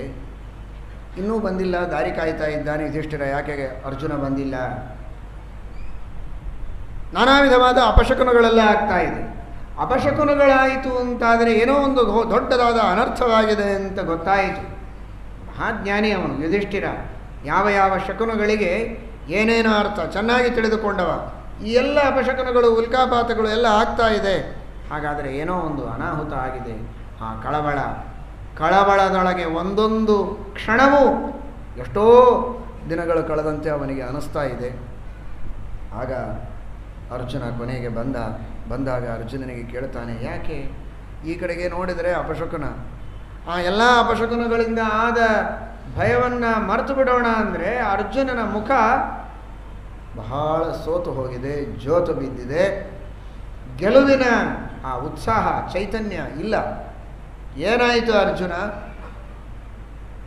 ವ್ಯಕ್ತಿ ತನ್ನ ತೇಜಸ್ಸನ್ನು, ವರ್ಚಸ್ಸನ್ನು ಕಳೆದುಕೊಳ್ಳುವುದು ಯಾವಾಗ ಅಂದರೆ ತಾನಾಡಿದ ಮಾತನ್ನು ಉಳಿಸಿಕೊಳ್ಳದೇ ಇದ್ದರೆ. ಯಾರಿಗಾದರೂ ಮಾಡಿದ ಪ್ರತಿಜ್ಞೆಯನ್ನು ಪೂರ್ಣ ಮಾಡದೇ ಬಂದಿದ್ದೀಯಾ ಹೇಳು. ಸ್ತ್ರೀಯರು, ವೃದ್ಧರು, ಬಾಲರು, ಅನಾಥರು, ಅವರಿಗೆ ಮೊದಲಿಗೆ ಹೊಟ್ಟೆಗೆ ಹಾಕದೆ ಅವರೆಲ್ಲ ಹಸಿದು ಕೂತಾಗ ನೀನು ಗಬಗಬ ನುಂಗಿ ಬಂದಿದ್ದೀಯಾ? ಹಾಗೇನಾದರೂ ಹಸಿದ ಹೊಟ್ಟೆಗೆ ಶಾಂತಿ ಮಾಡದೆ ತಾನು ಹೊಟ್ಟೆ ತುಂಬಿಕೊಂಡಿದ್ರೆ ಈ ರೀತಿಯ ನಿಸ್ತೇಜಸ್ಕತೆ ಮನುಷ್ಯನಲ್ಲಿ ಕಂಡುಬರುತ್ತೆ. ಅಂತಹ ತಪ್ಪೇನಾದರೂ ನಡೆದಿದೆಯಾ? ಇನ್ನೇನಾದರೂ ಅಪರಾಧ ಮಾಡಿದ್ದೀಯಾ ಅಂತ ಕೇಳ್ತಾನೆ. ನಿಮ್ಮಂತಹ ಮಹಾಜ್ಞಾನಿಗಳ ಮಾರ್ಗದರ್ಶನದಲ್ಲಿ ಶ್ರೀಕೃಷ್ಣ ಪರಮಾತ್ಮನ ಉಪದೇಶವನ್ನು ಪಡೆದಂತಹ ಸೌಭಾಗ್ಯ ಇರುವ ನಾವು ಅಂತಹ ತಪ್ಪನ್ನು ಯಾಕೆ ಮಾಡ್ತೇವೆ? ಅಂಥದ್ದೇನೂ ಆಗಿಲ್ಲ. ಮತ್ತ್ಯಾಕೆ ಈ ತೇಜೋಹೀನತೆ? ಅರ್ಜುನ ಹೇಳ್ತಾನೆ, ವಂಚಿತೋಹಂ ಮಹಾರಾಜ ಹರಿಣಾ ಬಂಧುರೂಪಿಣ. ಭಗವಂತ, ಸರ್ವೋತ್ತಮನಾಗಿರುವಂತಹ ಭಗವಂತ, ಯಾವ ಭಗವಂತ ಎಂಥೆಂತಹ ಆಪತ್ತುಗಳಿಂದ ನಮ್ಮನ್ನು ರಕ್ಷಣೆ ಮಾಡಿದ. ಅರಗಿನ ಮನೆಯಲ್ಲಿ, ಅಗ್ನಿಯಲ್ಲಿ, ನಾನಾ ವಿಧವಾದಂತಹ ಅಸ್ತ್ರ ಶಸ್ತ್ರಗಳಿಂದ ನಾನು ನೀನು ಜಗಳಾಡಿದ್ವಿ, ನೆನಪದೇನು? ಗಾಂಡೀವ ಧನುಸ್ಸನ್ನು ಕೆಳಗಿಡು ಅಂದರೆ ನಿನ್ನನ್ನು ಸಂಹಾರ ಮಾಡಲಿಕ್ಕೆ ನಾನು ಹೊರಟೆ. ಬೇಡ ಅಂತ ಬಿಡಿಸಿ ನಿನ್ನನ್ನು ಬಯಸಿದ ಮೇಲೆ ನಾನು ಸಾಯಬೇಕು ಅಂತ ಹೊರಟೆ. ಇಬ್ಬರೂ ಎಂದೋ ಸತ್ತು ಇಷ್ಟೊತ್ತಿಗೆ ಎಷ್ಟೋ ವರ್ಷ ಶ್ರಾದ್ದಗಳಾಗಿ ಹೋಗ್ತಿತ್ತು. ಆದರೆ ನಮ್ಮಿಬ್ಬರನ್ನು ಸಾಯದಂತೆ ರಕ್ಷಣೆ ಮಾಡಿದಂಥವನು ಭಗವಂತ. ಸಾವಿರ ಸಾವಿರ ಆಪತ್ತುಗಳಿಂದ ನಮ್ಮನ್ನು ರಕ್ಷಣೆ ಮಾಡಿದ್ದಾನೆ ಜಗನ್ನಿಯಾಮಕನಾದ ಪರಮಾತ್ಮ. ಅಂತಹ ಭಗವಂತ ಈಗ ಪ್ರತ್ಯಕ್ಷವಾಗಿ ಭೂಮಿಯ ಮೇಲೆ ಕಾಣುವಂತೆ ಇಲ್ಲ, ಅದೃಶ್ಯನಾಗಿ ಪರಂಧಾಮಕ್ಕೆ ಹೋಗಿದ್ದಾನೆ ಎಂಬುದಾಗಿ ಹೇಳಿದಾಗ ಯುಧಿಷ್ಠಿರನಿಗೆ ಬಹಳ ದುಃಖವಾಗಿದೆ. ಭಗವಂತನಿಗೆ ಜನ್ಮ ಇಲ್ಲ, ಭಗವಂತನಿಗೆ ಮರಣ ಇಲ್ಲ. ಜನ್ಮಾದ್ಯಸ್ಯ ಯತೋನ್ವಯಾದಿತರತಃ, ಜಗತ್ತಿನ ಸೃಷ್ಟಿಸ್ಥಿತಿ ಲಯಗಳನ್ನು ಮಾಡುವ ಆ ಪರಮಾತ್ಮನಿಗೆ ಲಯ ಮಾಡುವವರು ಯಾರು? ಕೇವಲ ಜನರಿಗೆ ಕಾಣುವಂತೆ ಒಂದು ಕೃತ್ರಿಮವಾದ ದೇಹವನ್ನು, ಭೌತಿಕವಾದದ್ದನ್ನು, ಗೊಂಬೆಯನ್ನು ಸೃಷ್ಟಿ ಮಾಡಿ ಅಲ್ಲಿಟ್ಟು ತಾನು ಮಾತ್ರ ಅಚ್ಛೇದ್ಯ ಅಭೇದ್ಯ ದೇಹನಾಗಿ ಸಚ್ಚಿದಾನಂದ ಮೂರ್ತಿಯಾಗಿ ಹಾಗೆಯೇ ಇದ್ದಾನೆ. ಬ್ರಹ್ಮಲೋಕದಲ್ಲಿದ್ದ, ತನ್ನ ಮೂಲ ರೂಪದ ಜೊತೆಗಿದ್ದಾನೆ. ಬ್ರಹ್ಮಲೋಕದಲ್ಲಿದ್ದಾನೆ, ಸ್ವರ್ಗದಲ್ಲಿದ್ದಾನೆ, ಸೂರ್ಯನಲ್ಲಿದ್ದಾನೆ. ಗೋಪಾಲಕೃಷ್ಣ ಮಂತ್ರವನ್ನು ಜಪ ಮಾಡುವವರಿಗೆ ಫಲ ಕೊಡುವುದಕ್ಕಾಗಿ ಭೂಮಿಯಲ್ಲಿಯೂ ಭಗವಂತ ಇದ್ದಾನೆ. ಎಲ್ಲ ಕಡೆಗೂ ಭಗವಂತ ಸರ್ವತ್ರ ವ್ಯಾಪ್ತನಾಗಿದ್ದಾನೆ. ವಿಶೇಷವಾಗಿ 5 ರೂಪಗಳಿಂದ ಸನ್ನಿಹಿತನಾಗಿದ್ದಾನೆ. ಅಂತಹ ಪರಮಾತ್ಮ ಲೋಕದೃಷ್ಟಿಯಿಂದ ಮಾತ್ರ ಕಾಣುವಂತೆ ಇವತ್ತಿಲ್ಲ. ನಮ್ಮ ನಿಮ್ಮೆಲ್ಲರ ಷರತ್ತು ಏನಿತ್ತು? ಭಗವಂತ ಎಲ್ಲಿಯವರೆಗೆ ಭೂಮಿಯ ಮೇಲೆ ತನ್ನ ಪಾದವನ್ನು ಇಟ್ಟಿರುತ್ತಾರೆ ಅಂತಹ ಭೂಮಿಯ ಭಾರವನ್ನು ಹರಣ ಮಾಡಬೇಕು ಅನ್ನೋದೇ ನಮ್ಮ ನಿಮ್ಮ ಕರಾರಾಗಿತ್ತು. ಈಗ ಭಗವಂತ ಇಲ್ಲಿ ಸ್ಪಷ್ಟವಾಗಿ ತೋರುವಂತೆ ಇಲ್ಲ ಅಂದ ಮೇಲೆ ನಾವು ಇನ್ನು ನಮ್ಮ ಅವತಾರ ಕಾರ್ಯಗಳನ್ನು ಮುಗಿಸಿಕೊಂಡು ಹೊರಡಬೇಕು ಅಂತ ನಿಶ್ಚಯ ಮಾಡಿಕೊಂಡಿದ್ದಾರೆ. ತನ್ನ ಈ ವಂಶಕ್ಕೆ ಅತ್ಯಂತ ಯೋಗ್ಯನಾಗಿರುವಂತಹ ಪರೀಕ್ಷಿತ್ ರಾಜ, ಪರಮ ಭಗವದ್ಭಕ್ತ, ಸಾತ್ವಿಕ ಶಿರೋಮಣಿ, ಅವನನ್ನು ತಮ್ಮ ಉತ್ತರಾಧಿಕಾರಿಯನ್ನಾಗಿ ಕೂಡಿಸಿ ಅವನಿಗೆ ಪಟ್ಟಾಭಿಷೇಕವನ್ನು ಮಾಡಿ ವಿಶೇಷವಾಗಿ ಅವನಿಗೆ ಅನುಗ್ರಹವನ್ನು ಮಾಡಿದ್ದಾರೆ. ರಾಜ್ಯವನ್ನು ಆಳುವುದಕ್ಕೆ ಒಪ್ಪಿಸಿ ತಾವೆಲ್ಲ ಶಾಸ್ತ್ರೋಕ್ತವಾದ ರೀತಿಯಲ್ಲಿ ಲಯಚಿಂತನವನ್ನು ಮಾಡಿಕೊಂಡು ಆ ಭಗವಂತನ ಅನುಗ್ರಹವನ್ನು ಬಯಸಿ ಮಹಾಪ್ರಸ್ಥಾನವನ್ನು ಮಾಡಿ ಎಲ್ಲರೂ ಕೂಡ ದೇಹವನ್ನು ಪರಿತ್ಯಾಗ ಮಾಡಿದ್ದಾರೆ ಎಂಬುದಾಗಿ ತಿಳಿಸಿಕೊಡ್ತಾರೆ. ಈ ಕಡೆಗೆ ಪರೀಕ್ಷಿತ ಮಹಾರಾಜ ಯಾವ ರೀತಿಯಾಗಿ ರಾಜ್ಯವನ್ನು ಆಳ್ತಾ ಇದ್ದಾನೆ ಅಂತ ಹೇಳ್ತಾರೆ. ಧರ್ಮದ ರಾಜ್ಯವನ್ನು ಆಳ್ತಾನೆ, ಎಲ್ಲ ಕಡೆಗೂ ಸುಭಿಕ್ಷೆ ಇದೆ. ಒಂದು ಸಲ ಎಲ್ಲವನ್ನ ನೋಡಿಕೊಂಡು ಬರೋಣ ರಾಜ್ಯವನ್ನು ಅಂತ ಹೊರಟಿದ್ದಾನೆ. ಅಲ್ಲಲ್ಲಿ ಪಾಂಡವರ ಕೃಷ್ಣನ ಯಶೋಗಾಥೆಗಳನ್ನು ಹಾಡುತ್ತಾರೆ, ಕೇಳಿ ಆನಂದ ಪಡ್ತಾನೆ. ತನ್ನ ಕೈಯಲ್ಲಿದ್ದ ಆಭರಣಗಳನ್ನೆಲ್ಲ ಕೊಡ್ತಾ ಇದ್ದ. ಅಷ್ಟು ಸಂತೋಷ ಅವನಿಗೆ. ತನ್ನ ಹಿರಿಯರನ್ನು ಕೊಂಡಾಡಿದರೆ, ಅವ್ರು ಯಾರು ಹಿರಿಯರು ಅಂದರೆ ಬರೇ ಅಪ್ಪ, ಕಾಕ, ಅಜ್ಜ ಅನ್ನೋದಕ್ಕಲ್ಲ. ಅವರೆಲ್ಲ ಮಹಾದೇವತೆಗಳು. ಜೀವೋತ್ತಮರಾದ ವಾಯುದೇವರು ಇದ್ದಾರೆ, ದೇವೇಂದ್ರನಿದ್ದಾನೆ, ಅಶ್ವಿನಿ ದೇವತೆಗಳಿದ್ದಾರೆ, ಯಮಧರ್ಮರಾಜ ಇದ್ದಾನೆ. ಇವರೆಲ್ಲರ ಸ್ತೋತ್ರವನ್ನು ಮಾಡಿದರೆ ಈ ಜನರ ಉದ್ಧಾರವಾಗಿ ಹೋಗ್ತದೆ. ಅದಕ್ಕಾಗಿ ಅವರಿಗೆ ಪ್ರೋತ್ಸಾಹನೆಯನ್ನು ನೀಡಬೇಕು ಅಂತ ಯಥೇಚ್ಛವಾಗಿ ಧನವನ್ನು ಕೊಡ್ತಾ ಹೋಗ್ತಾನೆ. ಒಂದು ಕಡೆಗೆ ಮಾತ್ರ ಒಂದು ವಿಚಿತ್ರವಾದ ದೃಶ್ಯವನ್ನು ಕಂಡಿದ್ದಾನೆ. ಒಂದು ಆಕಳು ಹಾಗೂ ಎತ್ತಿಗೆ ಒಂದೇ ಒಂದು ಕಾಲು, ಒಂದೇ ಕಾಲಿನ ಮೇಲೆ ನಿಂತಿದೆ. ಆಕಳು ಅಳತಾ ಇದೆ. ಆಯುಧವನ್ನು ಹಿಡಿದುಕೊಂಡು ಒಬ್ಬ ಹೊಡಿತಾ ಇದ್ದಾನೆ. ಕಪ್ಪಾಗಿರುವಂತಹ ವ್ಯಕ್ತಿ, ಪುರುಷ. ಆ ವ್ಯಕ್ತಿಯನ್ನು ನೋಡಿ ಅವುಗಳು ಪರಸ್ಪರ ಸಂವಾದ ಮಾಡ್ತಾ ಇವೆ, ಆಕಳು ಮತ್ತು ಎತ್ತು. ನೀನು ಯಾಕೆ ಅಳ್ತಾ ಇದ್ದಿ ಅಂತ ಎತ್ತು ಆಕಳಿಗೆ ಕೇಳಿದರೆ, ನನಗೆ 4 ಕಾಲಿರಬೇಕು, 3 ಕಾಲು ಹೋಗಿಬಿಟ್ಟಿವೆ, ಒಂದೇ ಕಾಲಿದೆ ಅನ್ನೋದಕ್ಕೆ ಅಳ್ತಾ ಇದ್ದೀಯಾ ಅಥವಾ ಮತ್ತೇನಾಗಿದೆ ನಿನಗೆ? ಆಕಳು ಅಂದರೆ ಬೇರೆ ಯಾರಲ್ಲ, ಅದು ಭೂಮಿ. ಸಾಕ್ಷಾತ್ ಭೂದೇವಿ ಗೋರೂಪವನ್ನು ಧಾರಣೆ ಮಾಡಿ ನಿಂತಿದ್ದಾಳೆ. ಧರ್ಮವೇ ವೃಷಭ ಎತ್ತಿನ ರೂಪದಲ್ಲಿ ನಿಂತಿದೆ. ಅಂತಹ ಎತ್ತಿನ ರೂಪದಲ್ಲಿರುವ ಆ ಧರ್ಮ 3 ಪಾದಗಳನ್ನು ಕಳೆದುಕೊಂಡಿದೆ. ಒಂದು ಪಾದದ ಮೇಲೆ ಮಾತ್ರ ನಿಂತಿದೆ. ತಪಸ್ಸು, ಸತ್ಯ, ತಪಸ್ಸು, ದಯ, ದಾನ, ಸತ್ಯ. ತಪಸ್ಸು, ಶೌಚ, ತಪಸ್ಸು, ಶೌಚ, ದಯ, ಸತ್ಯ. ಸತ್ಯ ಮಾತ್ರ ಉಳಿದಿದೆ. 3 ಪಾದಗಳು ಹೋಗಿವೆ ನಿಜ. ಆದರೆ ಇದಕ್ಕಾಗಿ ಮಾತ್ರ ನಾನು ಅಳ್ತಾ ಇಲ್ಲ. ನಾನು ಅಳ್ತಾ ಇದ್ದದ್ದು ಯಾಕೆ ಅಂದರೆ, ಯಾವ ಭಗವಂತ ಧ್ವಜ ವಜ್ರಾಂಕುಶ ಪದ್ಮ ಚಿಹ್ನವತ್ ಧ್ವಜ ವಜ್ರ ಅಂಕುಶ ಪದ್ಮ ಚಿಹ್ನಗಳಿಂದ ಕೂಡಿದಂತಹ ಕಾಲಿಯನನ್ನು ಉದ್ಧಾರ ಮಾಡಿದ್ದು, ಅಹಲ್ಯೆಯನ್ನು ಉದ್ಧಾರ ಮಾಡಿದ್ದು ಹಿಂದೆ. ಯಾವ ಪಾದಗಳಿಂದ ಬ್ರಹ್ಮಾಂಡದ ಕರ್ಪರವನ್ನೇ ಒಡೆದು ಗಂಗೆಯನ್ನು ಹರಿಸಿದ್ದು, ಸಕಲ ಸಜ್ಜನರು ಯಾವ ಪಾದದ ಧ್ಯಾನವನ್ನು ಮಾತ್ರ ಮಾಡಿ ಮೋಕ್ಷವನ್ನು ಹೊಂದುತ್ತಾರೆ ಅಂತಹ ಪಾದವನ್ನು ನನ್ನ ಮೇಲೆ ಪುಟ್ಟ ಪುಟ್ಟ ಪಾದಗಳನ್ನು ಇಟ್ಟು ಓಡಾಡ್ತಾ ಇದ್ದರೆ ರೋಮೋತ್ಸವೋ ಮಮ ಯದಂಘ್ರಿ ವಿಟಂಕಿತಾಯ, ಒಂದೊಂದು ಹೆಜ್ಜೆಯನ್ನು ಭಗವಂತ ನನ್ನ ಮೇಲಿಟ್ಟರೆ ರೋಮಾಂಚನ ಆಗ್ತಾ ಇತ್ತು. ಆ ಭಾಗ್ಯವನ್ನು ಕಳೆದುಕೊಂಡನಲ್ಲ ಅನ್ನುವುದಕ್ಕಾಗಿ ನನಗೆ ದುಃಖ ಇದೆ ಅಂತ ಗೋಮಾತೆ ಹೇಳ್ತಾ ಇದೆ ವೃಷಭನಿಗೆ. ಹೀಗೆ ಸಂವಾದ ನಡೀತಾ ಇದೆ. ಬಂದ ಪರೀಕ್ಷಿತ್ ರಾಜ ಕೇಳ್ತಾ ಇದ್ದಾನೆ, ಯಾರಿವನು, ಯಾಕೆ ನಿಮಗೆ ಹಿಂಸೆ ಕೊಡ್ತಾ ಇದ್ದಾನೆ ಹೇಳಿನಿ. ಈ ಹಿಂಸೆಯನ್ನು ಕೊಟ್ಟದ್ದು ಯಾರು ಏನು ಅಂತ ಹೇಳಿದರೆ ಅವನನ್ನು ಚೆನ್ನಾಗಿ ನಾನು ಶಿಕ್ಷೆಯನ್ನು ಮಾಡ್ತೇನೆ ಅಂತ ಹೇಳಿದರೆ ಏನು ಹೇಳೋದಿಲ್ಲ. ಎತ್ತು ಏನು ಮಾತನಾಡೋದಿಲ್ಲ. ಎಲ್ಲವೂ ಭಗವಂತನ ಇಚ್ಛೆಯಂತೆ ಆಗತ್ತೆ, ಅವರವರ ಕರ್ಮಗಳಿಗೆ ತಕ್ಕಂತೆ ಅಂತ ಇವನು ಹೊಡೆದಿದ್ದಾನೆ, ಕತ್ತರಿಸಿದ್ದಾನೆ, ಯಾವ ಮಾತನ್ನು ಹೇಳೋದಿಲ್ಲ. ಆದರೆ ಪರೀಕ್ಷಿದ್ರಾಗ ಮಹಾಜ್ಞಾನಿ. ಅವನಂದ, ನನಗೆ ಗೊತ್ತು, ಯಾಕೆ ನೀನು ಹೇಳ್ತಾ ಇಲ್ಲ ಅನ್ನೋದು ಗೊತ್ತು, ಯಾರಿದನ್ನು ಕೆಲಸ ಮಾಡ್ತಾ ಇದ್ದಾರೆ ಅದು ನನಗೆ ಗೊತ್ತು. ನೀನು ಯಾಕೆ ಹೇಳ್ತಾ ಇಲ್ಲ ಅಂದರೆ ಯದಧರ್ಮಕೃತಸ್ಥಾನಂ ಸೂಚಕಸ್ಯಾಪಿ ತದ್ಭವೇ, ಯಾವ ವ್ಯಕ್ತಿ ತಪ್ಪು ಮಾಡಿರ್ತಾನೆ ಅವನಿಗಾಗಬೇಕಾದ ಶಿಕ್ಷೆ, ಅವನು ಮಾಡಿದ ತಪ್ಪನ್ನು ಯಾರು ಬಟ್ಟು ಮಾಡಿ ತೋರಿಸ್ತಾರೆ, ಚಾಡಿ ಹೇಳ್ತಾರೆ, ಅವರಿಗೂ ಅದೇ ಸ್ಥಾನ ಆಗ್ತದೆ. ಹೀಗಾಗಿ ಅವನು ಪಾಪ ಮಾಡಿ ಹಾಳಾಗಿ ಹೋಗಲಿ, ಅವನು ಮಾಡಿದ ಪಾಪವನ್ನು ಹೇಳಿದ್ದಕ್ಕೆ ನಾವು ಯಾಕೆ ಆ ಗತಿಯನ್ನು ಹೊಂದಬೇಕು ಅನ್ನೋದಕ್ಕೆ ನೀನು ಮುಚ್ಚಿಡ್ತಾ ಇದ್ದಿ. ಹೌದೋ ಅಲ್ವೋ ನನಗೆ ಗೊತ್ತು, ಆದರೆ ನೀನೇನು ಹೇಳೋದು ಬೇಡ, ನಾನು ಅರ್ಥ ಮಾಡಿಕೊಳ್ತೇನೆ. ನಿನ್ನ ಪುಣ್ಯ ನೀನು ಉಳಿಸಿಕೋ, ಆ ಪಾಪಿಗೆ ಮಾಡಬೇಕಾದ ಶಿಕ್ಷೆಯನ್ನು ನಾನು ಮಾಡ್ತೇನೆ ಅಂತ ಪರೀಕ್ಷಿದ್ರಾಜ ಅಂತಾರೆ. ಶ್ರೀಮದಾಚಾರ್ಯರಂತಾರೆ, ಸಜ್ಜನರು ಮಾಡಿದ ಅಧರ್ಮವನ್ನು ಮಾತ್ರ ಹೇಳಬಾರ್ದು, ದುರ್ಜನರು ಮಾಡಿದ ಅಧರ್ಮ ಹೇಳಿದರೆ ತಪ್ಪಿಲ್ಲ ನಿಜವಾಗಿ.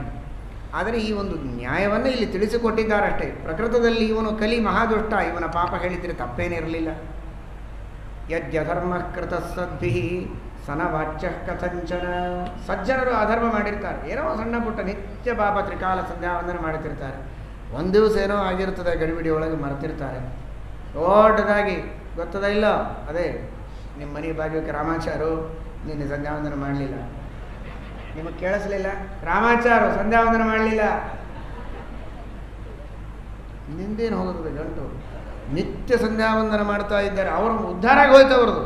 ಯಾಕೆ ಅಂದರೆ ನಿತ್ಯವೂ ಮಾಡುವವರು ಪಾಪ ಒಂದು ದಿನ ಬಿಟ್ಟದ್ದೇನು ಪಾಪ ಇತ್ತೋ ಆ ಪಾಪ ಪೂರ್ಣವಾಗಿ ಬಂದು ಹೋಯ್ತು, ನಿನಗೆ ಟ್ರಾನ್ಸ್ಫರ್ ಆಗಿ ಹೊಡ್ಕೊಂಡದ್ದಕ್ಕೆ ಅವ್ರ ಹೆಸರಲ್ಲಿ ಹೇಳಬಾರ್ದು. ಸಜ್ಜನರು ಮಾಡ್ತಿರ್ತಾರೆ, ಅವ್ರಿಗೆ ಹೋಗಿ ಕಿವಿಯೊಳಗೆ ಹೇಳಬೇಕು, ಸ್ವಲ್ಪ ಸಂಧ್ಯಾವಂದನ ಮರ್ತಾಗಿ ಕಾಣಿಸ್ತಾ ಇದೆ, ನಮಸ್ಕಾರ ಚೆನ್ನಾಗಿದ್ದೀರಾ ಅಂತಂದರೆ ತಪ್ಪಿಲ್ಲ, ಓ ಒಳ್ಳೇದಾಯ್ತು ನೆನಪು ಮಾಡಿದ್ರಿ ಅಂತ ಪಾಪ ಮಾಡ್ತಾರೆ. ಅದು ಬಿಟ್ಟು ಎಲ್ಲರ ಮುಂದೆ ಹೇಳ್ಕೊತ ಹೋಗ. ದುರ್ಜನರಿದ್ರೆ ತಪ್ಪಿಲ್ಲ, ಎಂದೂ ಮಾಡ್ತಿದ್ದಿಲ್ಲ, ಮಹಾಮುಟ್ಟಾಳ, ಬೇಕಾದಾಗ ಬ್ಯಾನರ್ ಮಾಡಿ ಫ್ಲಕ್ಸ್ ಮಾಡಿ ಎಲ್ಲ ಕಡೆಗೆ ಹಾಕಿ, ಏನು ತಪ್ಪಿಲ್ಲ. ಯದ್ಯಧರ್ಮ ಕೃತ ಸದ್ಭಿಹಿ ಸನವಾಚ್ಯ ಕಥಂಚನ. ಆ ತತ್ವವನ್ನು ಶ್ರೀಮದಾಚಾರ್ಯರು ತಿಳಿಸ್ತಾರೆ. ಜೀವನದಲ್ಲಿ ಇದನ್ನು ಆದರ್ಶವಾಗಿ ಇಟ್ಟುಕೊಳ್ಳಬೇಕು. ಅಪರೋಕ್ಷ ಜ್ಞಾನ ಸಾಧನ ಇದು. ನಾರದರು ಹೇಳ್ತಾರೆ ಗೀತಾಭಾಷ್ಯದಲ್ಲಿ ಈ ಮಾತನ್ನು ತಿಳಿಸ್ತಾರೆ. ಏನು? ಪರಸ್ಯ ಗುಹ್ಯಂ ನ ಚ ಭಿನ್ನ ಪೂರ್ವಂ.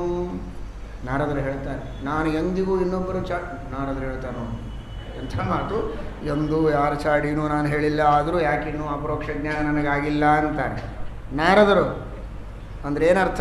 ಅವ್ರು ಹೇಳಿದ್ದು ಯಾವುದು ಚಾಡಿ ಅಲ್ಲ ಅಂತ ಅರ್ಥ. ಅದೆಲ್ಲ ಭಗವಂತನ ಆಜ್ಞೆಯಂತೆ ಅವರು ಮಾಡಿದ್ದು ಅಂತ ಇದರಿಂದ ಸ್ಪಷ್ಟ. ಪರಸ್ಯ ಗುಹ್ಯಂ ನ ಚ ಭಿನ್ನ ಪೂರ್ವಂ. ಸರಿ, ತಾನೇ ತಿಳಿದಿದ್ದಾನೆ, ಇನ್ನೇನು ಧನುರ್ಬಾಣಗಳನ್ನು ತೆಗೆದುಕೊಂಡು ಸಂಹಾರ ಮಾಡಬೇಕು, ನಮಸ್ಕಾರ ಮಾಡಿಬಿಟ್ಟ. ಕಲಿ ನಮಸ್ಕಾರ ಮಾಡಿದ ಮಾತ್ರಕ್ಕೆಲ್ಲ ಒಳ್ಳೆಯವರು ಇರ್ತಾರೆ ಅಂತ ತಿಳ್ಕೋಬೇಡ್ರಿ. ಅವತ್ತೇ ಶುರುವಾಯಿತು ಟೊಪಿಗೆ ವ್ಯಾಪಾರ. ನಮಸ್ಕಾರ ಮಾಡಿದ, ಆದರೆ ಇವನದೊಂದು ಧರ್ಮ, ಶರಣಾಗತರನ್ನು ನಾನು ಎಂದಿಗೂ ಕೂಡ ಸಂಹಾರ ಮಾಡೋದಿಲ್ಲ, ನತೆ ಗುಡಾಕೇಶ ಯಶೋಧರಾಣಂ ಬದ್ಧಾಂಜಲಿರ್ಭೋ ಭಯಮಸ್ತಿ ಕಿಂಚಿತ್ ನ ವರ್ತಿತವ್ಯಂ ಭವತಾ ಕಥಂಚಿತ್ ಕ್ಷೇತ್ರೇ ಮದೀಯೇ ತ್ವಮಧರ್ಮಬಂಧು ತ್ವಂ ವರ್ತಮಾನಂ ನರದೇವ ದೇವೇಶ್ವರ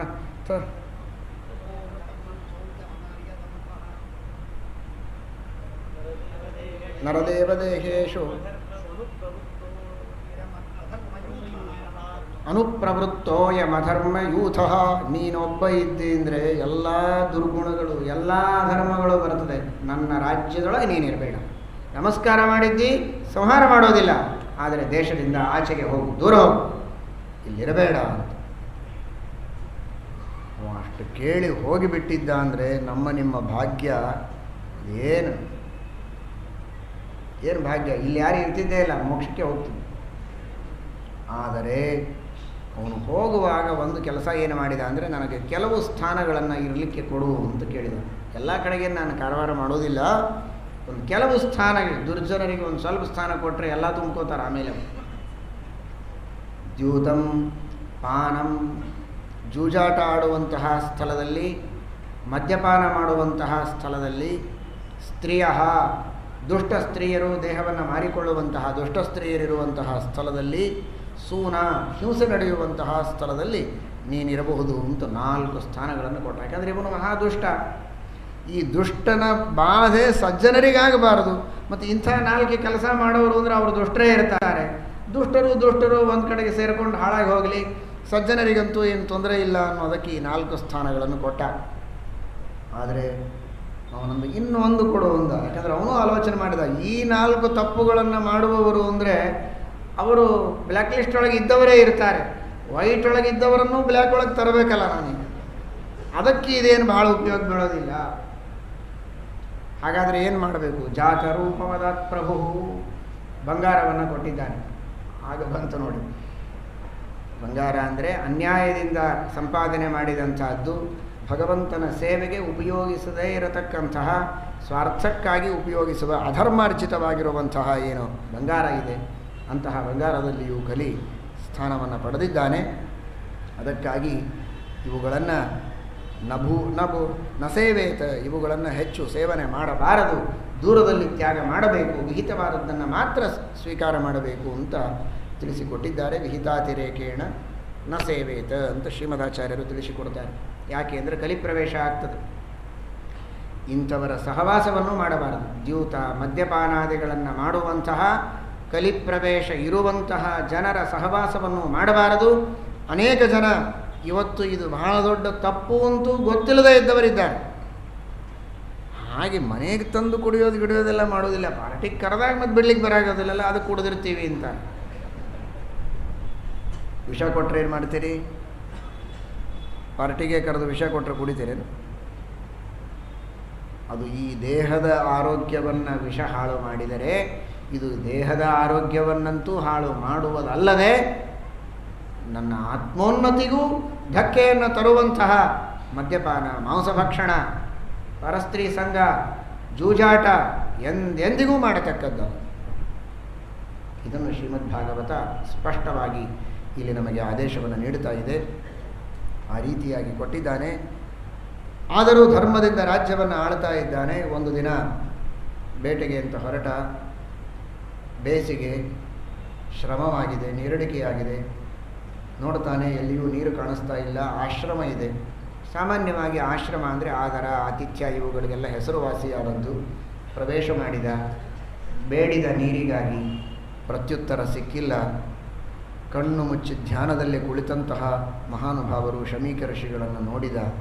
ಧ್ಯಾನಮಗ್ನರಾಗಿದ್ದಾರೆ, ಭಗವಚ್ಚಿಂತನದಲ್ಲಿ ರಥರಾಗಿದ್ದಾರೆ. ಆ ಭಗವಂತನ ಅದ್ಭುತವಾದ ಗುಣಗಳನ್ನು ಚಿಂತನೆ ಮಾಡ್ತಾ ಅವನ ದರ್ಶನದಲ್ಲಿ ಬಾಹ್ಯವಾದ ಯಾವ ವಸ್ತುಗಳ ಪ್ರಜ್ಞೆಯೂ ಅವರಿಗಿಲ್ಲ. ಹಾಗಿರಬೇಕು ಅಂತ ಭಾಗವತ ಈ ಪ್ರಸಂಗದಿಂದ ನಮ್ಮೆಲ್ಲರಿಗೆ ಕಲಿಸಿಕೊಡಿದ್ರು. ಎಂತಹ ಮಹಾರಾಜ ಪದಾರ್ಪಣ ಮಾಡಿದರೂ ಏನು ಮೈ ಮೇಲೆ ಎಚ್ಚರ ಇಲ್ಲ. ರಾಜ ಬಂದಿದ್ದಾನೆ ಅಂದರೆ ಎಷ್ಟು ಸಪ್ಪಳ, ಏನು ಧ್ವನಿ, ಏನು ಗಲಾಟೆ ಎಲ್ಲ ಇರ್ತದೆ ಜೊತೆಗಿದ್ದವರು. ಆದರೆ ಇವರಿಗೇನೂ ಎಚ್ಚರ ಇಲ್ಲ. ಅಷ್ಟು ಶಾಂತವಾಗಿ ಭಗವಂತನಲ್ಲಿ ತಲ್ಲೀನರಾಗಿದ್ದಾರೆ, ಭಗವಂತನ ಧ್ಯಾನವನ್ನು ಮಾಡ್ತಾ ಇದ್ದಾರೆ. ಇವನಿಗೆ ಆ ಸಂದರ್ಭದಲ್ಲಿ ಕಲಿಪ್ರವೇಶ ನಾನು ನೀರು ಕೇಳಿದರೂ ಕೊಡ್ತಾ ಇಲ್ಲ, ಢೋಂಗಿ ಮಾಡ್ತಾ ಇದ್ದಾರೆ, ನಾಟಕ ಇದೆಲ್ಲ, ನಿಜವಾದ ಧ್ಯಾನ ಅಲ್ಲ ಅಂತ ತಿಳಿದು ಸತ್ತ ಹಾವನ್ನು ಕೊರಳಿನಲ್ಲಿ ಹಾಕಿದ್ದಾರೆ. ಮಗ ಶೃಂಗಿಗೆ ಯಾರೋ ಹೋಗಿ ಸುದ್ದಿಯನ್ನು ಹೇಳಿದ್ದಾರೆ. ಅವನು ಹೇಳಿ ಕೇಳಿ ಶೃಂಗ ಅಂದರೆ ಕೋಡು ಬಂದವ. ಕೋಡು ಬಂದಿತ್ತು ಅಂದರೆ ಕೋಡು ಬಂದಿದ್ದಿಲ್ಲ, ಮನುಷ್ಯನಿಗೆ ಕೋಡಿಲ್ಲ, ನರವಿಷಾಣ, ಇದು ಸುಳ್ಳು. ಆದರೆ ಅವನಿಗೆ ಕೋಡಿತ್ತು. ಏನು ಕೋಡು? ಮಂತ್ರಸಿದ್ಧಿಯ ಕೋಡಿತ್ತು. ಪ್ರಾಮಾಣಿಕವಾದ ಶುದ್ಧವಾದ ಬ್ರಹ್ಮಚರ್ಯ, ಮಂತ್ರದ ಸಿದ್ಧಿ, ಅದೇ ಅವನ ಜೀವನದಲ್ಲಿ ಅವನಿಗೆ ಬಂದ ಕೋಡಾಗಿತ್ತು. ಅಂತಹ ಶೃಂಗಿಯವ ಆ ಕ್ಷಣದಲ್ಲಿ ಶಾಪ ಕೊಡ್ತಾ ಇದ್ದಾನೆ. ಸತ್ತ ಹಾವನ್ನು ನನ್ನ ತಂದೆಯ ಕೊರಳಲ್ಲಿ ಹಾಕಿದನಲ್ಲ, ಅವನ ಕೊರಳಿಗೆ ಬದುಕಿದ ಹಾವೇ ಕಚ್ಚಿ ಸಾಯುವಂತಾಗಲಿ ಅಂತ ಶಾಪ ಕೊಟ್ಟಿದ್ದ. ಬಹಳ ವಿಚಿತ್ರವಾಗಿದೆ. ಶಾಸ್ತ್ರ ಮೇಲಿಂದ ಮೇಲೆ ಇದನ್ನು ತಿಳಿಸ್ತದೆ. ನಾವೇನು ಭಾರಿ ಇದ್ದೀವಿ, ನಮಗೆ ಸಮಾನ ಯಾರಿಲ್ಲ ಅಂತ ನಾವು ತಿಳ್ಕೊಂಡಿರ್ತೀವಿ. ನಾವೇನು ಅಪಚಾರ ಮಾಡ್ತೀವಿ ದೇವತೆಗಳಿಗೆ, ಜ್ಞಾನಿಗಳಿಗೆ, ದೇವರಿಗೆ, ಅದೇ ತರಹದ ತಿರುಗುಬಾಣ ನಮಗೆ ಬೀಳುತ್ತದೆ. ಹಾವಿನಿಂದ ಅವಮರ್ಯಾದೆ ಮಾಡಿದ ಹಾವಿನಿಂದೇ ಸಾಯಬೇಕು ಅಂತ ಶಾಪ ಸಿಗ್ತವೆ. ಆದರೆ ಅದು ಈಕ್ವಲ್ ಇರೋದಿಲ್ಲ, ಬಹಳ ಜೋರಾಗಿರ್ತದೆ. ಇದು ಸತ್ತ ಹಾವು, ಒಳ್ಳೆ ವಿಷ ಕಾರುವಂತಹ ಭಾರಿ ಪ್ರಚಂಡವಾದಂತಹ ತಕ್ಷಕನೇ ಕಚ್ಚಿ ಸಾಯಬೇಕು ಅಂತನ್ನುವ ಶಾಪವನ್ನು ಕೊಟ್ಟಿದ್ದಾನೆ. ಒಬ್ಬ ಸಣ್ಣ ಬಾಲಕ, ಗಾಯತ್ರಿ ಜಪ ಮಾಡುವ ಒಬ್ಬ ಬಾಲಕ. ಅವನೊಳಗೆ ಏನು ಸಿದ್ಧಿ ಇತ್ತು ಅರ್ಥ ಮಾಡಿಕೊಳ್ಳಿ. ಬ್ರಹ್ಮಚರ್ಯ ಹಾಗೂ ಮಂತ್ರದೊಳಗೆ ಇರುವ ಶಕ್ತಿ ಎಷ್ಟಿದೆ. ಇವತ್ತು ಅದನ್ನು ಅರಿಯದೆ ಸುಮ್ಮನೆ ಆಚೆ ಈಚೆ ಅಲೀತಾ ಇದ್ದೇವೆ ನಾವೆಲ್ಲ. ಶಾಪ ಕೊಟ್ಟಿದ್ದಾನೆ. ಬಂದು ನೋಡಿದ, ದುಃಖ ಪಡ್ತಾ ಇದ್ದಾನೆ, ಅಳತಾ ಇದ್ದಾನೆ. ಅಷ್ಟೊತ್ತಿಗಾಗಲೇ ಇವರು ಧ್ಯಾನದಿಂದ ಹೊರಗೆ ಬಂದಿದ್ದಾರೆ, ಸಮಾಧಿಯಿಂದ ಹೊರಗೆ ಬಂದಿದ್ದಾರೆ. ಏನಪ್ಪ, ಯಾಕೆ ಅಳ್ತಾ ಇದ್ದಿ? ನಿನಗೆ ಹೀಗೆ ಅವಮಾನ ಮಾಡಿದ್ದಾರೆ, ಹೋಗಲಿ ಬಿಡು, ಅದೇನು, ನಾನಂತೂ ಸತ್ತಿಲ್ಲ. ಸತ್ತ ಹಾವು, ಬದುಕಿದ ಹಾವು ಹಾಕಿಲ್ಲ ಅಂತ ಸಂತೋಷ ಪಡಬೇಕೋ ಅಳಬೇಕೋ? ನಿಜವಾದ ಹಾವನ್ನು ಕಚ್ಚಿಸಿ ಕೊಂದಿದ್ರೆ ಏನು ಮಾಡ್ತಿದ್ದಿ? ದೇವರು ನಮ್ಮನ್ನು ರಕ್ಷಣೆ ಮಾಡಿದ್ದಾನೆ, ಇದನ್ನು ವಿಚಾರ ಮಾಡೋದಿಲ್ಲ ಕೆಲವರು. ಏನು ಪಕ್ಕದಲ್ಲೇ ಹೀಗೆ ಬಂದು ಹಾಯ್ದು ಹೋಯ್ತು ಓ ಅಂತ ಅಳತಿರ್ತಾರೆ. ಸತ್ತಿಲ್ಲವೋ, ನಿನ್ನ ಮೇಲೆ ಹಾಯ್ದಿಲ್ಲ, ಪಕ್ಕದೊಳಗೆ ಹೋದರೆ ಅಳತಿ ಯಾಕದಕ್ಕೆ? ದೇವರು ನಮ್ಮನ್ನು ಇಷ್ಟಕ್ಕೆ ಪಾರು ಮಾಡಿದ್ದಾನೆ ಅಂತ ನೆನೆಸಿ ಸಂತೋಷ ಪಡಬೇಕು. ನಾನು ಶಾಪ ಕೊಟ್ಟಿದ್ದೇನೆ ಅಂತ ಹೇಳಿದಾಗ ಬೈತಾ ಇದ್ದಾರೆ. ಮಾಡಬಾರದಾಗಿತ್ತು. ನವೈರ್ಭಿರ್ನರ ದೇವೋಪರಾಧ್ಯ ತ್ವಂ ಶಪ್ತುಮರ್ಹಸ್ಯ ವಿಪಕ್ವ ಬುದ್ಧೇ. ರಾಜರು ಚೆನ್ನಾಗಿ ರಕ್ಷಣೆಯನ್ನು ಮಾಡ್ತಾರೆ ಅಂತ ಧರ್ಮ ಉಳಿಯುತ್ತೆ, ಜ್ಞಾನ ಉಳಿತದೆ, ಆಶ್ರಮಗಳೆಲ್ಲ ಉಳಿತವೆ. ಈ ರೀತಿ ರಾಜರಿಗೆ ನೀನು ಅಪಚಾರ ಮಾಡಬಾರದಾಗಿತ್ತು. ಏನಾಯಿತು? ನಾವು ಸತ್ತಿದ್ರೂ ತಪ್ಪಿರಲಿಲ್ಲ, ನೀನು ಶಾಪ ಕೊಡಬಾರ್ದಾಗಿತ್ತು. ನಾವಂತೂ ಸತ್ತೇ ಇಲ್ಲ, ಯಾಕೆ ಶಾಪ ಕೊಟ್ಟಿ ನೀನು? ಇಷ್ಟೇ ಅಂತಾರೆ. ಆ ಶಾಪವನ್ನು ಮಗ ಕೂಸು ಶಾಪ ಕೊಟ್ಟರೆ ಇವರು ಸಮಾಧಿ ಒಳಗೆ ಹೋಗುವಂತಹ ಸ್ಥಿತಿಯನ್ನು ಹೊಂದಿದ ಮಹಾಜ್ಞಾನಿಗಳು ಶಾಪವನ್ನು ವಾಪಸ್ ಮಾಡಬಹುದಾಗಿತ್ತು, ಮಾಡಲಿಲ್ಲ. ಭಗವಂತನ ಸಂಕಲ್ಪ ಹಾಗಿತ್ತು. ಅದನ್ನು ತಿಳಿದಿದ್ದರೆ ಅವರು ಮಹಾನುಭಾವರು. ಆದರೆ ಈ ರೀತಿ ಶಾಪ ಕೊಡಬಾರದು ಅನ್ನುವ ತತ್ವವನ್ನು ಮಾತ್ರ ಜಗತ್ತಿಗೆ ತಿಳಿಸಿಕೊಟ್ರು ಅಷ್ಟೇ, ತಿರುಗಿ ತಗೊಳ್ಳಿಲ್ಲ. ಬ್ರಾಹ್ಮಣರ ಶಾಪದ ಮಹತ್ವ ಎಷ್ಟಿದೆ, ಸಜ್ಜನರ ದ್ರೋಹ ಮಾಡಬಾರದು ಅನ್ನೋದನ್ನು ಚೆನ್ನಾಗಿ ತಿಳಿಯಿರಿ. ಒಂದು ಕೆಲಸ ಮಾಡೋ ಹಾಗಾದರೆ, ಶಾಪ ಅಂತೂ ಕೊಟ್ಟಾಗಿದೆ, ಅವನು ಸಾಧನೆಯನ್ನಾದರೂ ಮಾಡಿಕೊಳ್ಳುವುದಕ್ಕೆ ಅನುಕೂಲ ಮಾಡಿಕೊಡೋಣ. ವಿಷ್ಣು ಭಕ್ತ ವ್ಯರ್ಥವಾಗಿ ಭೋಗಾಸಕ್ತನಾಗಿ 7 ದಿವಸಗಳನ್ನು ಕಳೆದು ಬಿಟ್ಟರೆ ಆ ಪಾಪ ಎಲ್ಲಿಯಾದರೂ ನಮಗೆ ಬಂದೀತು. ವೈಷ್ಣವನ ಸಾಧನೆಯನ್ನು ತಪ್ಪಿಸಿದ ಪಾಪ, ಅದರಿಂದಾದರೂ ಬಚಾವಾಗೋಣ ಅಂತ ಹೇಳಿ ಗೌರಮುಖನನ್ನು ಕೊಟ್ಟು ಕಳಿಸಿ ಅವನಿಗೆ ವಿಷಯವನ್ನು ತಿಳಿಸಿದ್ದಾರೆ. ಅವನು ಬಂದು ಹೇಳಿದರೆ ಅಷ್ಟೊತ್ತಿಗಾಗಲೇ ಇವನಿಗೆ ಪಶ್ಚಾತ್ತಾಪವಾಗಿ ಹೋಗಿತ್ತು. ಪರೀಕ್ಷಿತ್ ರಾಜನಿಗೆ ಮನೆಗೆ ಬಂದಿದ್ದಾನೆ. ನೀರು ಕುಡಿದ, ನೀರಡಿಕೆಯಾದಾಗ ಆ ದಾಹದೊಳಗೆ ಏನು ತಪ್ಪು ಮಾಡಿದ್ದ ಅದರ ಎಚ್ಚರ ಬಂದು ಹೋಯಿತು. ದಹತ್ವಲಂ ಬ್ರಹ್ಮ ಪುನಃ. ಬ್ರಾಹ್ಮಣರ ಕುಲಕ್ಕೆ ಮಾಡಿದ ಅವಮಾನದಿಂದ ಬಂದ ಈ ಪಾಪಾಗ್ನಿ ನನ್ನ ಸಂಪೂರ್ಣವಾದಂತಹ ಕುಲವನ್ನೇ ನಾಶ ಮಾಡಿ ಹಾಕ್ತದೆ. ಅಂತಹ ತಪ್ಪು ನಾನು ಮಾಡಿಬಿಟ್ನಲ್ಲ, ಮಾಡಬಾರದಾಗಿತ್ತಿದ್ದನ್ನು. ಏನು ಶಿಕ್ಷೆ ಆಗುತ್ತೋ ಆಗಲಿ, ನಾನು ಅನುಭವಿಸೋದಕ್ಕೆ ಸಿದ್ಧ. ಇದು ಸಜ್ಜನರ ಲಕ್ಷಣ. ತಪ್ಪು ಮಾನವನ ಸಹಜವಾದ ಗುಣ, ಆದರೆ ತಪ್ಪನ್ನು ತಿದ್ದಿಕೊಳ್ಳುವುದರಲ್ಲಿ ಅವನ ದೊಡ್ಡ ಸ್ಥಿತಿ. ಪರೀಕ್ಷಿತ್ ರಾಜರಲ್ಲಿರುವ ದೊಡ್ಡಸ್ತಿಕೆ ಒಪ್ಪಿಕೊಂಡಿದ್ದಾರೆ. ಪ್ರಾಯಶ್ಚಿತ್ತಕ್ಕಾಗಿ ಬಹಳ ಕಾಯ್ತಾ ಇದ್ದಾರೆ. ಏನಾದರೂ ಮಾಡಬೇಕು, ಪ್ರಾಯಶ್ಚಿತ್ತ ಮಾಡಿಕೊಳ್ಳಬೇಕು ಅಂತ. ಇವನು ಬಂದು ಹೇಳಿದ, 7 ದಿನಕ್ಕೆ ನಿಮ್ಮ ಮರಣ ಇದೆ, ತಕ್ಷಕ ಕಚ್ಚಿ ನೀವು ಸಾಯಬೇಕಂತ. ಏನಿದು ಸುದ್ದಿ? ಈಗ ಹೇಳ್ತಾರ ಯಾರಾದರೂ ಬಂದು? ನಿಮಗೇನೋ ಲಾಟ್ರಿ ಹತ್ತಿದೆ, ಮತ್ತೊಂದಾಗಿದೆ, ಮುಗಿದೊಂದಾಗಿದೆ, ಊಟಕ್ಕೆ ಬರ್ರಿ, ಪಂಚಾಯತ್ ತಗೊಳ್ರಿ, ಇದನ್ನೆಲ್ಲ ಹೇಳೋದು ಬಿಟ್ಟು ನೀವು ಸಾಯ್ತೀರಿ ಅಂತ ಹೇಳೋದು ಎದುರಿಗೆ ಬಂದು. ಆದರೆ ಅಷ್ಟು ಪ್ರೀತಿಯಿಂದ 1 ಕೋಟಿ ರೂಪಾಯಿ ಲಾಟ್ರಿ ಹತ್ತಿದೆ ಅಂದರೆ ಏನು ಸಂತೋಷ ಆಗಬೇಕೋ ಅಷ್ಟು ಸಂತೋಷ ಆಗಿದೆ ಪರೀಕ್ಷಿತ್ ರಾಜನಿಗೆ. ನಾನು ಮಾಡಿದ ತಪ್ಪಿಗೆ ದೇವರು ನನಗೆ ಪ್ರಾಯಶ್ಚಿತ್ತ ಮಾಡಿಕೊಳ್ಳುವ ದೊಡ್ಡ ಭಾಗ್ಯ ಕೊಟ್ಟ. ಇದು ಭಾಗ್ಯ, ಇದು ಭಾಗ್ಯ, ಇದು ಭಾಗ್ಯವಯ್ಯ ಅಂತ ಆ ಕ್ಷಣದಲ್ಲಿ ಸರ್ವಸಂಗ ಪರಿತ್ಯಾಗವನ್ನು ಮಾಡಿ ಗಂಗಾ ತೀರಕ್ಕೆ ಬಂದ. ಯಾವೈಲ ಸಚ್ಛ್ರೀ ತುಳಸಿ ವಿಮಿಶ್ರ ಕೃಷ್ಣ ಅಂಘ್ರಿರೇಣ್ವಧ್ಯದಿ ಅಭ್ಯಧಿಕ ಅಂಬುನೇತ್ರಿ ಪುನಾತ್ಯ ಶೇಷಾನುಭಯತ್ರ ಲೋಕಾನ್ ಕಸ್ತಾಂ ನ ಸೇವೇತ ಮರಿಷ್ಯಮಾಣಃ. ಗಂಗೆಯಲ್ಲಿ ಬಂದಿದ್ದಾರೆ. ದೊಡ್ಡದಾದ, ಸ್ವಲ್ಪ ದಕ್ಷಿಣ ಭಾಗದಲ್ಲಿ ಗಂಗಾ ಮಧ್ಯದಲ್ಲಿ ದೊಡ್ಡದಾದಂತಹ ಪ್ರಾಸಾದವನ್ನು ಕಟ್ಟಿಸಿ ಅಲ್ಲಿ ತಾನು ವಾಸ ಮಾಡಿದ್ದಾನೆ. ಎಲ್ಲರಿಗೂ ಹೇಳಿ ಕಳಿಸಿದ, ಎಲ್ಲ ಋಷಿಗಳು ಮುನಿಗಳು ಬನ್ನಿ, ಸಜ್ಜನರ ಸಹವಾಸ ಅದೇ ದೊಡ್ಡದಾದ ಸಾಧನೆ. ಅವರು ಬಂದ ಮೇಲೆ ಏನು ಮಾಡಬೇಕು ಅಂತ ಪ್ರೋಗ್ರಾಮ್ ಹಾಕಲಿಲ್ಲ ಅವನು. ಯಾಕೆಂದರೆ ಹಾಕೋ ಕಾರಣನೇ ಇಲ್ಲ. ಅವರು ಬಂದರೆ ನನ್ನ ಉದ್ಧಾರ ಮಾಡೇ ಮಾಡ್ತಾರೆ ಅಂತ. ಸಜ್ಜನರಿಗೆ ಬರ ಹೇಳಿ ಸಾಕು, ಅವರು ಬರಲಿ. ಅತ್ರಿರ್ವಸಿಷ್ಠಶ್ಚವನಶ್ಚರದ್ವಾನರಿಷ್ಟನೇಮಿರ್ಭೃಗರಂಗಿರಾಶ್ಚ. ಎಲ್ಲ ಋಷಿಗಳು ಬಂದಿದ್ದಾರೆ.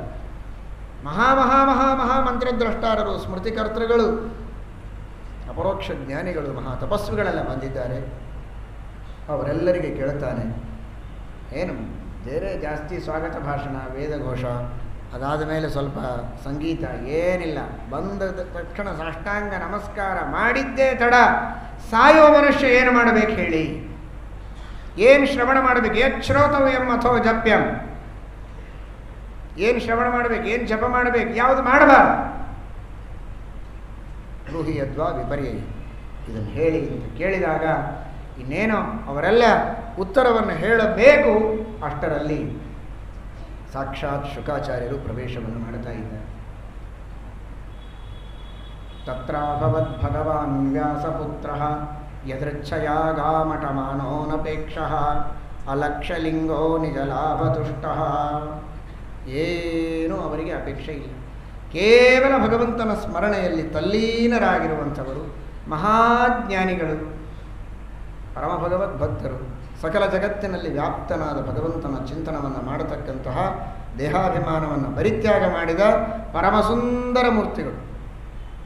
ಅಂತಹ ಶುಕಾಚಾರ್ಯರು ದಿಗಂಬರಂ ವಕ್ರ ವಿಕಿರಣಕೇಶಂ ಪ್ರಲಂಬಬಾಹುಂ ಸ್ವಮರೋತ್ತಮಾಭಂ ಆಪೀಚ್ಯವಯೋಂಗ ಲಕ್ಷ್ಮ್ಯ. 16 ವರ್ಷದ ತಾರುಣ್ಯದ ಕಾಂತಿ, ಉತ್ತಮವಾದ ಸೌಂದರ್ಯ, ಮೋಹಕವಾಗಿರುವಂತಹ ವ್ಯಕ್ತಿತ್ವ. ಆದರೆ ಮೋಹಿತವಾದ ವ್ಯಕ್ತಿತ್ವ. ಯಾವ ಸ್ತ್ರೀಯರ ಸೌಂದರ್ಯಕ್ಕೆ ಮೋಹಿತರಾದವರಲ್ಲ, ಆದರೆ ಎಲ್ಲರಿಗೂ ಮೋಹಕವಾಗಿರುವಂತಹ ಸೌಂದರ್ಯ ಇದೆ. ತಾವು ಮಾತ್ರ ಪರಮ ವಿರಕ್ತ ಶಿಖಾಮಣಿಗಳು. ಆದರೆ ಇವರ ದಿಗಂಬರತೆಯನ್ನು ಕಂಡು ಇವರೇನು ಹುಚ್ಚರೋ ಅಂತ ತಿಳಿದು ಹೆಣ್ಣು ಮಕ್ಕಳು, ಚಿಕ್ಕ ಚಿಕ್ಕ ಬಾಲಕರು ಇವರ ಬೆನ್ನು ಹತ್ತಿ ಬಂದಿದ್ದಾರಂತೆ. ಯಾರೋ ಹುಚ್ಚ ಹೊರಟಿದ್ದಾನೆ ಅಂತ. ಆದರೆ ಇಲ್ಲಿ ಬಂದಾಕ್ಷಣಕ್ಕೆ ಎಲ್ಲ ಋಷಿಮುನಿಗಳು ಎದ್ದು ನಿಂತು, ಪರೀಕ್ಷಿತ್ ರಾಜರು ಎದ್ದು ನಿಂತು ಸ್ವಾಗತ ಮಾಡಿ ಸಾಷ್ಟಾಂಗ ನಮಸ್ಕಾರ ಮಾಡಿದರೆ ಗಾಬರಿಯಾಗಿ ಇವರು ಯಾರೋ ಮಹಾ ತೇಜಸ್ವಿಗಳು, ತಪಸ್ವಿಗಳು ಅಂತ ತಿಳಿದು ಎಲ್ಲರೂ ಓಡಿ ಹೋಗಿದ್ದಾರೆ.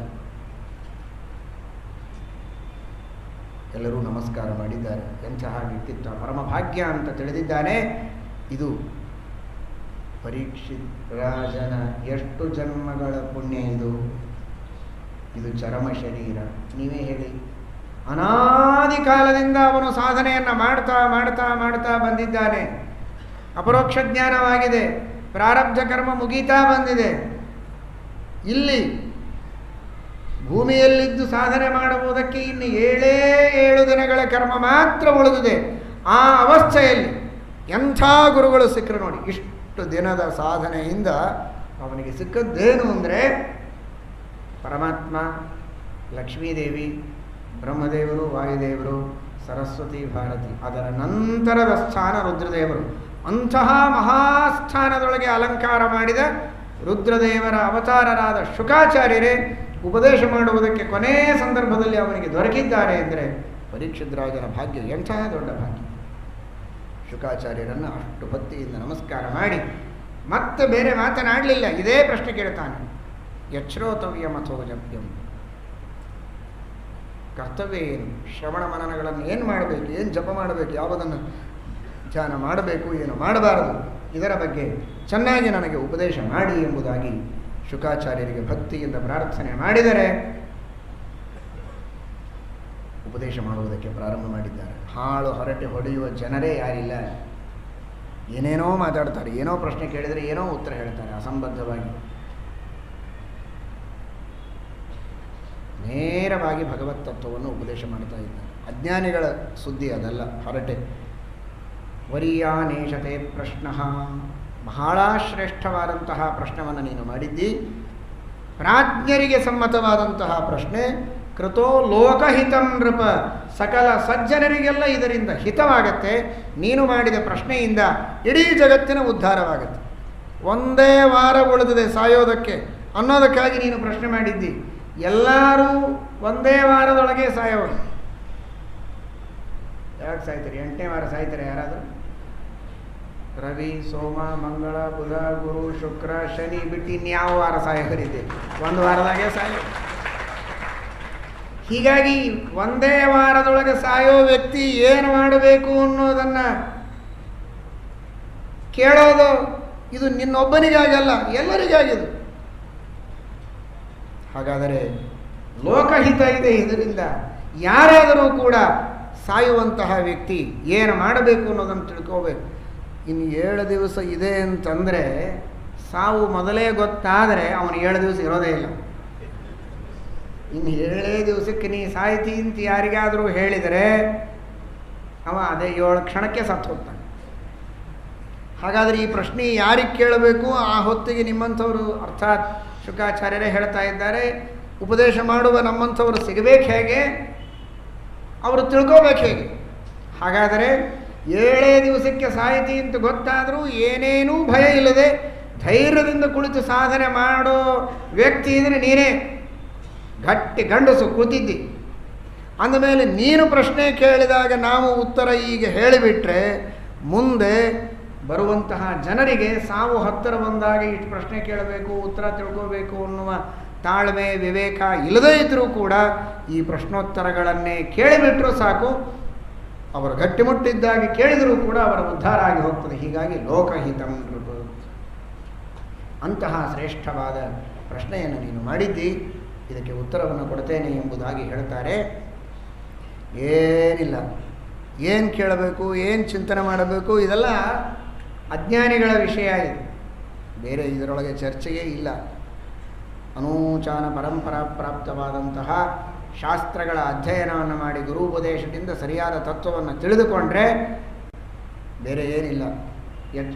ಒಂದನ್ನೇ ಶ್ರವಣ ಮಾಡುವುದು, ಭಗವಂತನ ಮಹಿಮೆಯನ್ನೇ ಶ್ರವಣ ಮಾಡಬೇಕು, ಭಗವಂತನ ಮಹಿಮೆಯನ್ನು ಕೇಳಬೇಕು, ಅದನ್ನೇ ಹೇಳಬೇಕು, ಇದೇ ಮಾಡೋದು. ಅಪಶ್ಯತಾಂ ಆತ್ಮತತ್ವಂ ಗೃಹೇಶು ಗೃಹಮೇಧಿನಾಂ, ಯಾರು ಭಗವತ್ ತತ್ವವನ್ನು ಚೆನ್ನಾಗಿ ತಿಳಿದಿಲ್ಲ ಅಂಥವರ ದೃಷ್ಟಿಯಲ್ಲಿ ಏನೇನೋ ಇರುತ್ತೆ ಕೇಳೋದು. ಯಾವ್ಯಾವುದೋ ದೇವತೆಗಳ ಬಗ್ಗೆ, ಯಾವ್ಯಾವುದೋ ಕ್ಷುದ್ರವಾದ ಉಪಾಸನೆಗಳನ್ನು ಮಾಡ್ತಾ ಏನೇನೋ ಮಾರ್ಗವನ್ನು ಅನುಸರಣೆ ಮಾಡ್ತಾರೆ. ಅವೆಲ್ಲ ಅಜ್ಞಾನಿಗಳು ಮಾಡುವಂತಹ ಕೆಲಸ, ಜ್ಞಾನಿಗಳದಲ್ಲ. ಶಾಸ್ತ್ರದ ಅಧ್ಯಯನವನ್ನು ಮಾಡಿ ಗುರುಗಳ ಅನುಗ್ರಹದಿಂದ ತತ್ವವನ್ನು ತಿಳಿದವರಿಗೆ ಒಂದೇ ಒಂದು ತತ್ವ, ಭಗವಂತ. ಅವನ ಬಗ್ಗೆನೇ ಶ್ರವಣ ಮಾಡಬೇಕು, ಅವನನ್ನೇ ಚಿಂತನೆ ಮಾಡಬೇಕು, ಅವನನ್ನೇ ಧ್ಯಾನ ಮಾಡಬೇಕು, ಅವನ ಮಹಿಮೆಯನ್ನೇ ಕೇಳಬೇಕು. ಇದನ್ನು ಬಿಟ್ಟರೆ ಇನ್ಯಾವುದನ್ನೂ ಮಾಡಬಾರದು. ಇಡೀ ಜೀವನದಲ್ಲಿ ವಿಶೇಷವಾಗಿ ಮರಣ ಸಮೀಪಿಸಿದಾಗಂತಲೂ ಇನ್ನೇನು ಮಾಡಬಾರದು.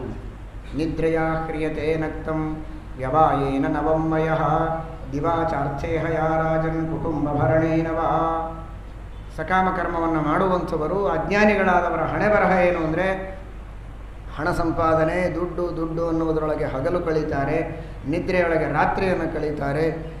ಸ್ವಲ್ಪ ಎಚ್ಚರ ಇದ್ದದ್ದು ತಾರುಣ್ಯದೊಳಗೆ ಭೋಗದಲ್ಲಿ ಹಾಳು ಮಾಡ್ತಾರೆ, ಕುಟುಂಬ ಪೋಷಣವನ್ನು ಮಾಡುವುದರಲ್ಲಿ ಭಗವಂತನ ಸೇವೆಯನ್ನು ಮಾಡುವುದಕ್ಕೆ ಸಮಯವನ್ನೇ ಇಡೋದಿಲ್ಲ, ಜ್ಞಾನ ಸಂಪಾದನೆ ಮಾಡೋದಿಲ್ಲ, ಸಕಾಮ ಕರ್ಮಗಳನ್ನೇ ಮಾಡ್ತಾ ಐಹಿಕವಾದ ಅಥವಾ ಪಾರಲೌಕಿಕವಾದ ಭೋಗಗಳ ಕನಸು ಕಾಣುವುದರೊಳಗೇನೆ ತಮ್ಮ ಜೀವನದ ಸಂಜೆಗೆ ಬಂದಿರ್ತಾರೆ. ಸಂಜೆಗೆ ಬಂದವನು ರಾತ್ರಿಯ ಅಂಚನ್ನು ಮುಟ್ಟುವುದಕ್ಕೆ ತಡ ಇಲ್ಲ. ರಾತ್ರಿರ್ಗಮಿಷ್ಯತಿ ಭವಿಷ್ಯತಿ ಸುಪ್ರಭಾತಂ ಭಾಸ್ವಾನುದೇಶ್ಯತಿ ಹಸಿಷ್ಯತಿ ಪಂಕಜಶ್ರೀ ಇತ್ತಂ ವಿಚಿಂತಯತಿ ಕೋಶಗತೆದ್ವಿರೇಪೇ ಹಂತ ಹಂತ ನಲಿನಿಂ ಗಜವುಜ್ಜಹಾರ. ನಾಳೆ ನಾಡದ್ದು ಈ ಶರೀರವೇ ಹೋದ ಮೇಲೆ ಸಾಧನೆ ಎಲ್ಲಿಂದ? ಶೀಘ್ರದಲ್ಲಿ ಸಾಧನೆಯನ್ನು ಮಾಡಬೇಕು ಎಂಬುದಾಗಿ. ಇದೆಲ್ಲವೂ ಅಶಾಶ್ವತ, ಅಮಂಗಲ. ಆತ್ಮದೈನ್ಯೇಷು ಅಸತ್ಸ್ವಪಿ, ಇವುಗಳೆಲ್ಲ ಅಮಂಗಲವಾದದ್ದು. ಬೇಕಾದಷ್ಟು ಜನ ಜಗತ್ತಿನಲ್ಲಿ ಸಾಯ್ತಾರೆ, ಬೇಕಾದಷ್ಟು ವಸ್ತುಗಳು ಕಣ್ಣಾರೆ ಹಾಳಾಗ್ತವೆ, ನಾನಾ ವಿಧವಾದಂತಹ ಅನಾಹುತಗಳನ್ನು ಕಾಣುತ್ತಾನೆ. ಆದರೆ ನಾನು, ನನ್ನ ವಸ್ತುಗಳು, ನನ್ನವರು ಮಾತ್ರ ಶಾಶ್ವತ ಅಂತ ಮತ್ತೆ ತಿಳಿತಾನೆ. ಇದೇನು ವಿಚಿತ್ರ. ಪಶ್ಯನ್ನಪಿ ನ ಪಶ್ಯತಿ. ಇದೇ ಭಗವಂತನ ಅದ್ಭುತವಾದಂತಹ ಲೀಲೆ.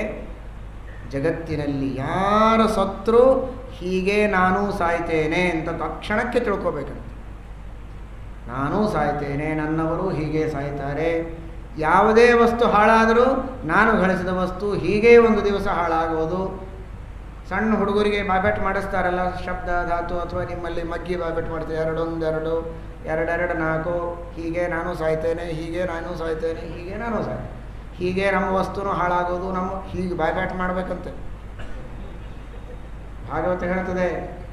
ಅದರಿಂದ ವೈರಾಗ್ಯ ಬರ್ತದೆ. ರಾಯಃ ಕಲತ್ರಂ ಪಶವಸ್ಸುತಾದಯೋ ಗೃಹಾಮಹೀ ಕುಂಜರ ಕೋಶಭೂತಯ ಸರ್ವೇರ್ಥಕಾಮಾಃ ಕ್ಷಣಭಂಗುರಾಯುಷಃ ಕುರ್ವಂತಿ ಮರ್ತ್ಯಸ್ಯ ಕಿಯತ್ಪ್ರಿಯಂಚಲಾಃ.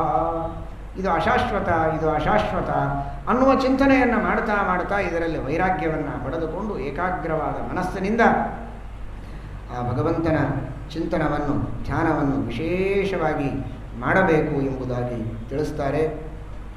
ಅಲ್ಲಿ ಭಗವಂತನ ಉತ್ತಮವಾದಂತಹ ಧ್ಯಾನವನ್ನು ಹೇಳ್ತಾ ಸ್ಥೂಲ ರೂಪದ ಧ್ಯಾನವನ್ನು ಮಾಡಬೇಕು ಅಂತ ಹೇಳ್ತಾರೆ. ಸಮಗ್ರವಾದ ಬ್ರಹ್ಮಾಂಡವೇ ಭಗವಂತನ ಒಂದು ಶಿಲಾಮಯವಾದ ಪ್ರತಿಮೆ ಇದ್ದಂತೆ. ಸಾಕ್ಷಾತ್ ಭಗವಂತನೇ ಬ್ರಹ್ಮಾಂಡ ಅಂತ ತಿಳಿಯಬಾರದು. ಇದು ವೆಂಕಟೇಶ ದೇವರ ಶಿಲಾಮಯ ಪ್ರತಿಮೆ. ಇದೇ ವೆಂಕಟೇಶ ದೇವರ ಅಲ್ಲ, ಇದರೊಳಗೆ ವೆಂಕಟೇಶ ದೇವರ ಸನ್ನಿಧಾನ ಇದೆ. ಹಾಗೆ ಇಡೀ ಬ್ರಹ್ಮಾಂಡವೇ ಪರಮಾತ್ಮನ ಪ್ರತಿಮೆ. ಇದರಲ್ಲಿ ಪರಮಾತ್ಮನ ಸ್ಥೂಲವಾದ ರೂಪದ ಸನ್ನಿಧಾನ ಇದೆ. ಪಾತಾಳಮೇತಸ್ಯ ಹಿ ಪಾದ ಮೂಲಂ ಪಠಂತಿ ಪಾರ್ಷ್ಣಿ ಪ್ರಪದೇ ರಸಾತಲಂ ಮಹಾತಲಂ ವಿಶ್ವಸೃಜಸ್ಸು ಸುಗುಲ್ಫೌ ತಲಾತಲಂ ವೈ ಪುರುಷಸ್ಯ ಜಂಘೆ ದ್ವೇಜಾನುನಿ ಸುತಲಂ ವಿಶ್ವಮೂರ್ತೆಃ ಊರುದ್ವಯಂ ವಿತಲಂಚಾಲತಲಂಚ ಮಹೀತಲಂ ತಜ್ಜಘನಂ ಮಹೀಪತೆ ನಭಸ್ತರಂ ನಾಭಿಸರೋ ಗೃಣಂತಿ. ಪರಮಾತ್ಮನ ಪಾದತಲದಲ್ಲಿ ಪಾತಾಳ ಇದೆ, ಮೇಲೆ ರಸಾತಲ 2 ಗಂಟುಗಳಲ್ಲಿ, ಅದರ ಮೇಲೆ ಮಾಂಸದ ಗಂಟಿನ ಸ್ಥಳದಲ್ಲಿ ತಲಾತಲ, ಅದರ ಮೇಲೆ ಸುತಲ, ವಿತಲ, ಅತಲ, ಮಹೀತಲ. ನಾವಿರೋದು ಸರಿಯಾಗಿ ಪರಮಾತ್ಮನ ಟೊಂಕದ ಮೇಲೆ. ಅತ್ಯಂತ ಪ್ರೀತಿಯಿಂದ ಮಗುವನ್ನು ಟೊಂಕದ ಮೇಲೆ ಕೂಡಿಸಿಕೊಂಡು ತಾಯಿ ಓಡಾಡುವಂತೆ ಭೂಲೋಕದ ಮಾನವರನ್ನು ದೇವರು ತನ್ನ ಟೊಂಕದ ಮೇಲೆ ಕೂಡಿಸಿಕೊಂಡಿದ್ದಾನೆ. ಎಂತಹ ಭಾಗ್ಯ ನಮಗೆ! ಏನು ಬೇಕೋ ಅದನ್ನು ಕೇಳ್ಬೋದು ನಾವು ದೇವರಿಗೆ. ಟೊಂಕದ ಮೇಲೆ ಕುಳಿತ ಕೂಸು ಅದು ಬೇಕು, ಇದು ಬೇಕು, ಚಾಕ್ಲೇಟು, ಬಿಸ್ಕೆಟು ಅಂತ ಕೇಳ್ತದೆ. ನೀವು ಅದನ್ನು ಕೇಳೋ ವಿಚಾರ ಮಾಡಲಿಕ್ಕೆ ಹೋಗಬೇಡ್ರಿ. ಜ್ಞಾನ ಕೇಳಿ, ಭಕ್ತಿ ಕೇಳಿ, ವೈರಾಗ್ಯ ಕೇಳಿ. ಟೊಂಕದ ಮೇಲೆ ಕೂತ್ಕೊಂಡ ಎತ್ತಿ ಒಗೆದ ಕೆಳಗೆ ಅಂದರೆ ಕಷ್ಟ. ಆಮೇಲೆ ನರಕಕ್ಕೆ ಹಾಕಿದ ಅಂದರೆ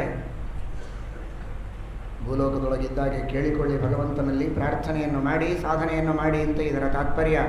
ಇದೇ ರೀತಿಯಾಗಿ ಗ್ರೀವಾಮಹರ ವದನಂ ವೈಜನೋಸ್ಯ ತಪೋರರಾಟಿಂ ವಿದುರಾದಿಪುಂಸಃ ಸತ್ಯಂತು ಶೀರ್ಷಾಣಿ ಸಹಸ್ರ ಶೀರ್ಷ್ಣಃ. ಪರಮಾತ್ಮನ ತಲೆ ಅಂದರೆ ಸತ್ಯಲೋಕ. ಪಾತಾಳದಿಂದ ಸತ್ಯಲೋಕದವರೆಗೆ ಸಂಪೂರ್ಣವಾದ 14 ಲೋಕಗಳು ಭಗವಂತನ ಒಂದೊಂದು ಅಂಗಗಳಿಂದ ಹುಟ್ಟಿದ್ದು, ಆ ಅಂಗಗಳನ್ನು ಆಶ್ರಯಿಸಿದ್ದು. ಆದರೆ ಪರಮಾತ್ಮನಿಂದ ಅತ್ಯಂತ ಭಿನ್ನವಾದದ್ದು, ಭಗವಂತನ ಅಧೀನವಾದದ್ದು. ಪರಮಾತ್ಮನಿಂದ ಹುಟ್ಟಿದೆ, ಭಗವಂತನೊಳಗೆ ಇದೆಲ್ಲ ಇದೆ, ಇದರೊಳಗೆ ದೇವರಿದ್ದಾರೆ. ನೀ ಮಾಯೆಯೊಳಗೋ ನಿನ್ನಳು ಮಾಯೆ. ಇದೇ ಭಗವಂತನ ಅದ್ಭುತವಾದಂತಹ ಸಾಮರ್ಥ್ಯ. ಇಂದ್ರಾದಯೋ ಬಾಹವ ಬಾಹುರಸ್ಯ ಕರ್ಣೋ ದಿಶ್ರೋತ್ರ ಮಮುಷ್ಯ ಶಬ್ದ ನಾಸತ್ಯದಸ್ರೌ ಪರಮಸ್ಯ ನಾಸೆ ಘ್ರಾಣಂಚ ಗಂಧೋ ಮುಖಮಗ್ನಿರಿದ್ಧ. ಹೆಂಗಿದ್ದಾನೆ ಮಗ? ಕೈಗೆ ಬಂದಾನೋ ಇಲ್ಲ ಅಂತ ಕೇಳ್ತಾರೆ.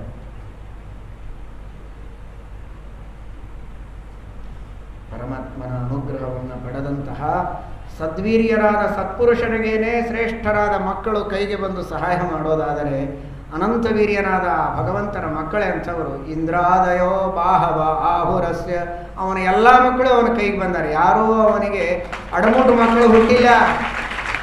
ಇಂದ್ರಾದಯೋ ಬಾಹವ ಆಹುರಸ್ಯ, ಪರಮಾತ್ಮನ ಬಾಹುಗಳಿಂದಲೇ ಹುಟ್ಟಿದವರು, ಬಾಹುವನ್ನೇ ಆಶ್ರಯಿಸಿದವರು, ಬಾಹುವಿನಂತೆ ಸೇವೆಗೆ ಯಾವಾಗಲೂ ಸಿದ್ಧರು, ಸನ್ನದ್ಧರು, ಕಟಿಬದ್ಧರು.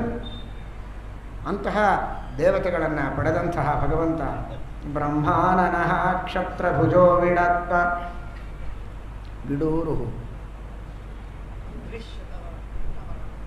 ಬ್ರಾಹ್ಮಣ ಜಾತಿಯನ್ನು ಮುಖದಿಂದ, ಕ್ಷತ್ರ ಜಾತಿಯನ್ನು ಬಾಹುಗಳಿಂದ, ತೊಡೆಯಿಂದ ವಿಡೂರು ರಂಘ್ರಿಶ್ವಿತ ಕೃಷ್ಣವರ್ಣ, ತೊಡೆಯಿಂದ ವೈಶ್ಯರನ್ನು, ಪಾದದಿಂದ ಶೂದ್ರರನ್ನು ಭಗವಂತ ಹುಟ್ಟಿಸಿದ್ದಾನೆ. ಎಂತಹ ಭಗವಂತನ ಅದ್ಭುತವಾದಂತಹ ದಿವ್ಯವಾದ ಲೀಲೆ. ಈ ರೀತಿಯಾಗಿ ಆ ಪರಮಾತ್ಮನ ಸ್ಮರಣೆಯನ್ನು ಮಾಡಬೇಕು. ನಾವು ಹುಟ್ಟಿದ್ದು ಪರಮಾತ್ಮನ ಮುಖದಿಂದ, ಅದನ್ನು ಮರೆಯಬಾರದು. ಸ್ವಕರ್ಮ ವಿಪ್ರಸ್ಯ ಜಪೋಪದೇಶವು, ಯಾವ ಪರಮಾತ್ಮನ ಮುಖದಿಂದ ನಾವು ಹುಟ್ಟಿದ್ದೇವೆ ಆ ಮುಖದ ನೆನಪು ನಮಗಿರಬೇಕು. ಮುಖದಿಂದ ಮಾಡುವ ಕರ್ತವ್ಯ ನಮ್ಮದು ಅಂತನ್ನುವುದನ್ನು ಮರೆಯಬಾರದು. ಒಂದು ಜಪ, ಇನ್ನೊಂದು ಉಪದೇಶ. ಹಾಳು ಹರಟೆ ಹೊಡೆಯಬಾರದು. ಭಗವಂತನ ನಾಮಸ್ಮರಣೆಯನ್ನು ಮಾಡುತ್ತಾ ಇರಬೇಕು. ನಾಮ್ನೋಸ್ತಿ ಯಾವತೀ ಶಕ್ತಿ ಪಾಪ ನಿರ್ಹರಣೆ ಹರೇ ತಾವತ್ ಕರ್ತುಂ ನ ಶಕ್ನೋತಿ ಪಾತಕಂ ಪಾತಕೀ ಜನಃ. ನಾರಾಯಣ ಕೆಲವರು ನಾರಾಯಣ ನಾರಾಯಣ ಅಂದ್ಕೊಳ್ಳಿ ಗಾಬರಿಯಾಗಿ ನೋಡ್ತಾರೆ. ಅಂದರೆ ಆ ಹೊತ್ತಿಗೆ ಅಷ್ಟೇ ಅನ್ನಬೇಕು ಅಂತ ತಿಳ್ಕೊಂಡಾರೆ. ಏನು ನಾರಾಯಣ ನಾರಾಯಣ, ಏನ್ಯಾಕಾಗಬೇಕು? ಯಾವಾಗಲೂ ಅನ್ನಬೇಕು ನಾರಾಯಣ ನಾರಾಯಣ ನಾರಾಯಣ ನಾರಾಯಣ. ಯಾವಾಗಲೂ ಭಗವಂತನ ಸ್ಮರಣೆಯನ್ನು ಮಾಡ್ತಾ ಇರಬೇಕು. ನಾಮ್ನೋಸ್ತಿ ಯಾವತೀ ಶಕ್ತಿ ಪಾಪ ನಿರ್ಹರಣೆ ಹರೇ. ಒಂದು ಬಾರಿ ನಾರಾಯಣ ಅಂದರೆ ಸಾಕು, ಸಕಲ ಪಾಪಗಳ ಪರಿಹಾರವಾಗತ್ತೆ. ಅದನ್ನು ನಾವು ಬಾಯಿಯಿಂದ ಯಾವಾಗಲೂ ಅನ್ನಬೇಕು. ಯಾಕೆ ಅಂದರೆ ಬಾಯಿಯಿಂದ ನಾವು ಹುಟ್ಟಿದ್ದರಿಂದ ಬಾಯಿಯಿಂದ ಮಾಡುವಂತಹ ಕೆಲಸವನ್ನು ಮಾಡಿಸಬೇಕು. ಕೇವಲ ಅವರವರ ಬಾಯಿಯವರ ಜೊತೆಗೆ ಮಾತಾಡ್ತಾ ಕೂಡಬಾರದು. ತಾನು ತನ್ನ ಬಾಯಿಯಿಂದ ಭಗವಂತನ ಮಹಿಮೆಯನ್ನು ಯಾವಾಗಲೂ ಕೊಂಡಾಡಬೇಕು. ಬ್ರಹ್ಮಾನನಃ, ಇದು ಸಂದೇಶ. ಬ್ರಹ್ಮಾನನಃ ಕ್ಷತ್ರಭುಜ ವಿಡೂರು ಅಂಘ್ರಿಶ್ರಿತ ಕೃಷ್ಣವರ್ಣ.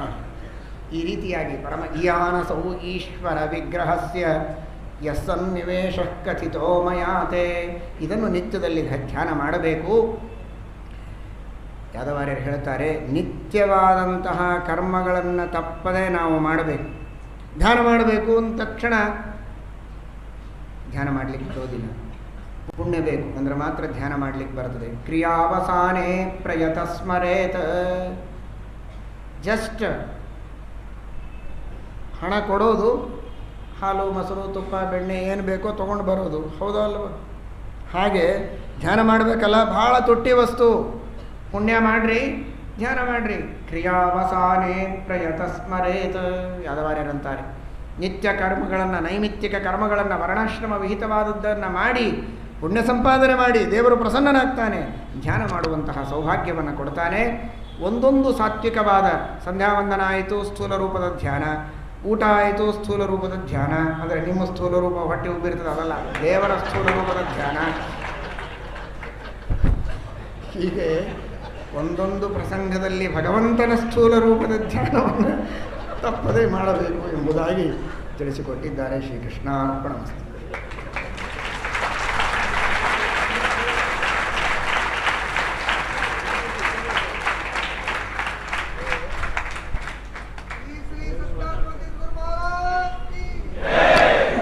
ಪೂಜ್ಯ ಕೃಷ್ಣಾಚಾರ್ಯರು ಒಂದೆರಡು ತಮ್ಮ ಅಭಿಪ್ರಾಯಗಳನ್ನು, ಅನಿಸಿಕೆಗಳನ್ನು ಹೇಳುವುದಿಲ್ಲ.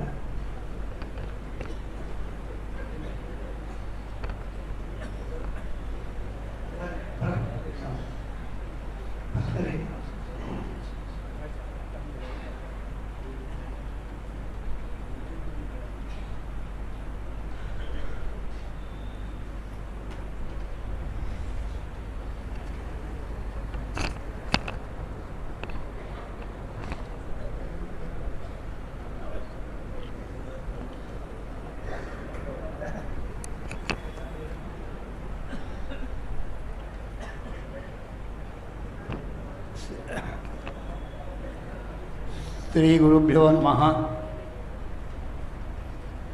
ಶ್ರೀ ಶ್ರೀ ಸತ್ಯಾತ್ಮತೀರ್ಥ ಶ್ರೀಪಾದಂಗಳವರ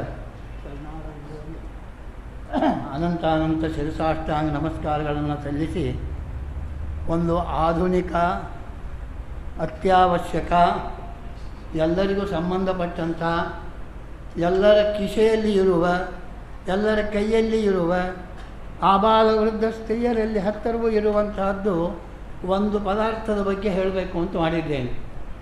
ಏನು ಅಂದರೆ, ನಿಮಗೆಲ್ಲರಿಗೂ ಗೊತ್ತಾಗಿರಬಹುದು, ಮೊಬೈಲ್. ಆ ಮೊಬೈಲ್ ಹಾವಳಿ ಬಹಳ ಆಗಿದೆ ಜಗತ್ತಿನಲ್ಲಿ. ಅದು ಬಾಲಕರಲ್ಲಿ, ಮನಸ್ಸಲ್ಲಿ, ಶಾಲೆ ಹುಡುಗರಲ್ಲಿ ಕೈಯಲ್ಲಿ, ಚಪರಾಶಿಗಳ ಕೈಯಲ್ಲಿ, ಮಂತ್ರಿಗಳಲ್ಲಿ, ರಾಷ್ಟ್ರಪತಿ, ಪ್ರಧಾನಮಂತ್ರಿ ಇದೆಲ್ಲರಲ್ಲಿ ಇತ್ತು, ಪರವಾಗಿಲ್ಲ. ಆದರೆ ಈಗೇನಾಗಿದೆ ಅಂದರೆ, ಎಲ್ಲ ಪಂಡಿತರ ಕೈಯಲ್ಲಿಯೂ ಕೂಡ ಮೊಬೈಲ್ ಬಂದಿದೆ. ಪೀಠಾಧಿಪತಿಗಳ ಹತ್ತಿರವೂ ಮೊಬೈಲ್, ಪ್ರವಚನ ಹೇಳುವವರು ಇದರಿಗೆ, ಕೇಳುವವರು ಇದರಿಗೆ ಮೊಬೈಲ್. ಹೀಗಾಗಿ ಎಲ್ಲ ಕಡೆಗೂ ನೋಡಿದಾಗ ಆಶ್ಚರ್ಯವಾಗಿ ನನಗೊಂದು ವಿಚಾರ ಬಂತು.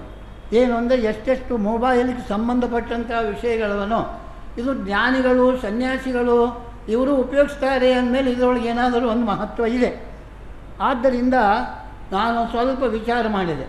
ಈ ವಿಚಾರ ನನಗೆ ಯಾಕೆ ಬರಲಿಕ್ಕೆ ಕಾರಣ ಏನಾಯಿತು ಅಂತಂದರೆ, ಮಹಾಸ್ವಾಮಿಗಳವರು ಹೈದರಾಬಾದ್ನಲ್ಲಿ ಸಮಾರಾಧನೆ ಮಾಡಿದರು.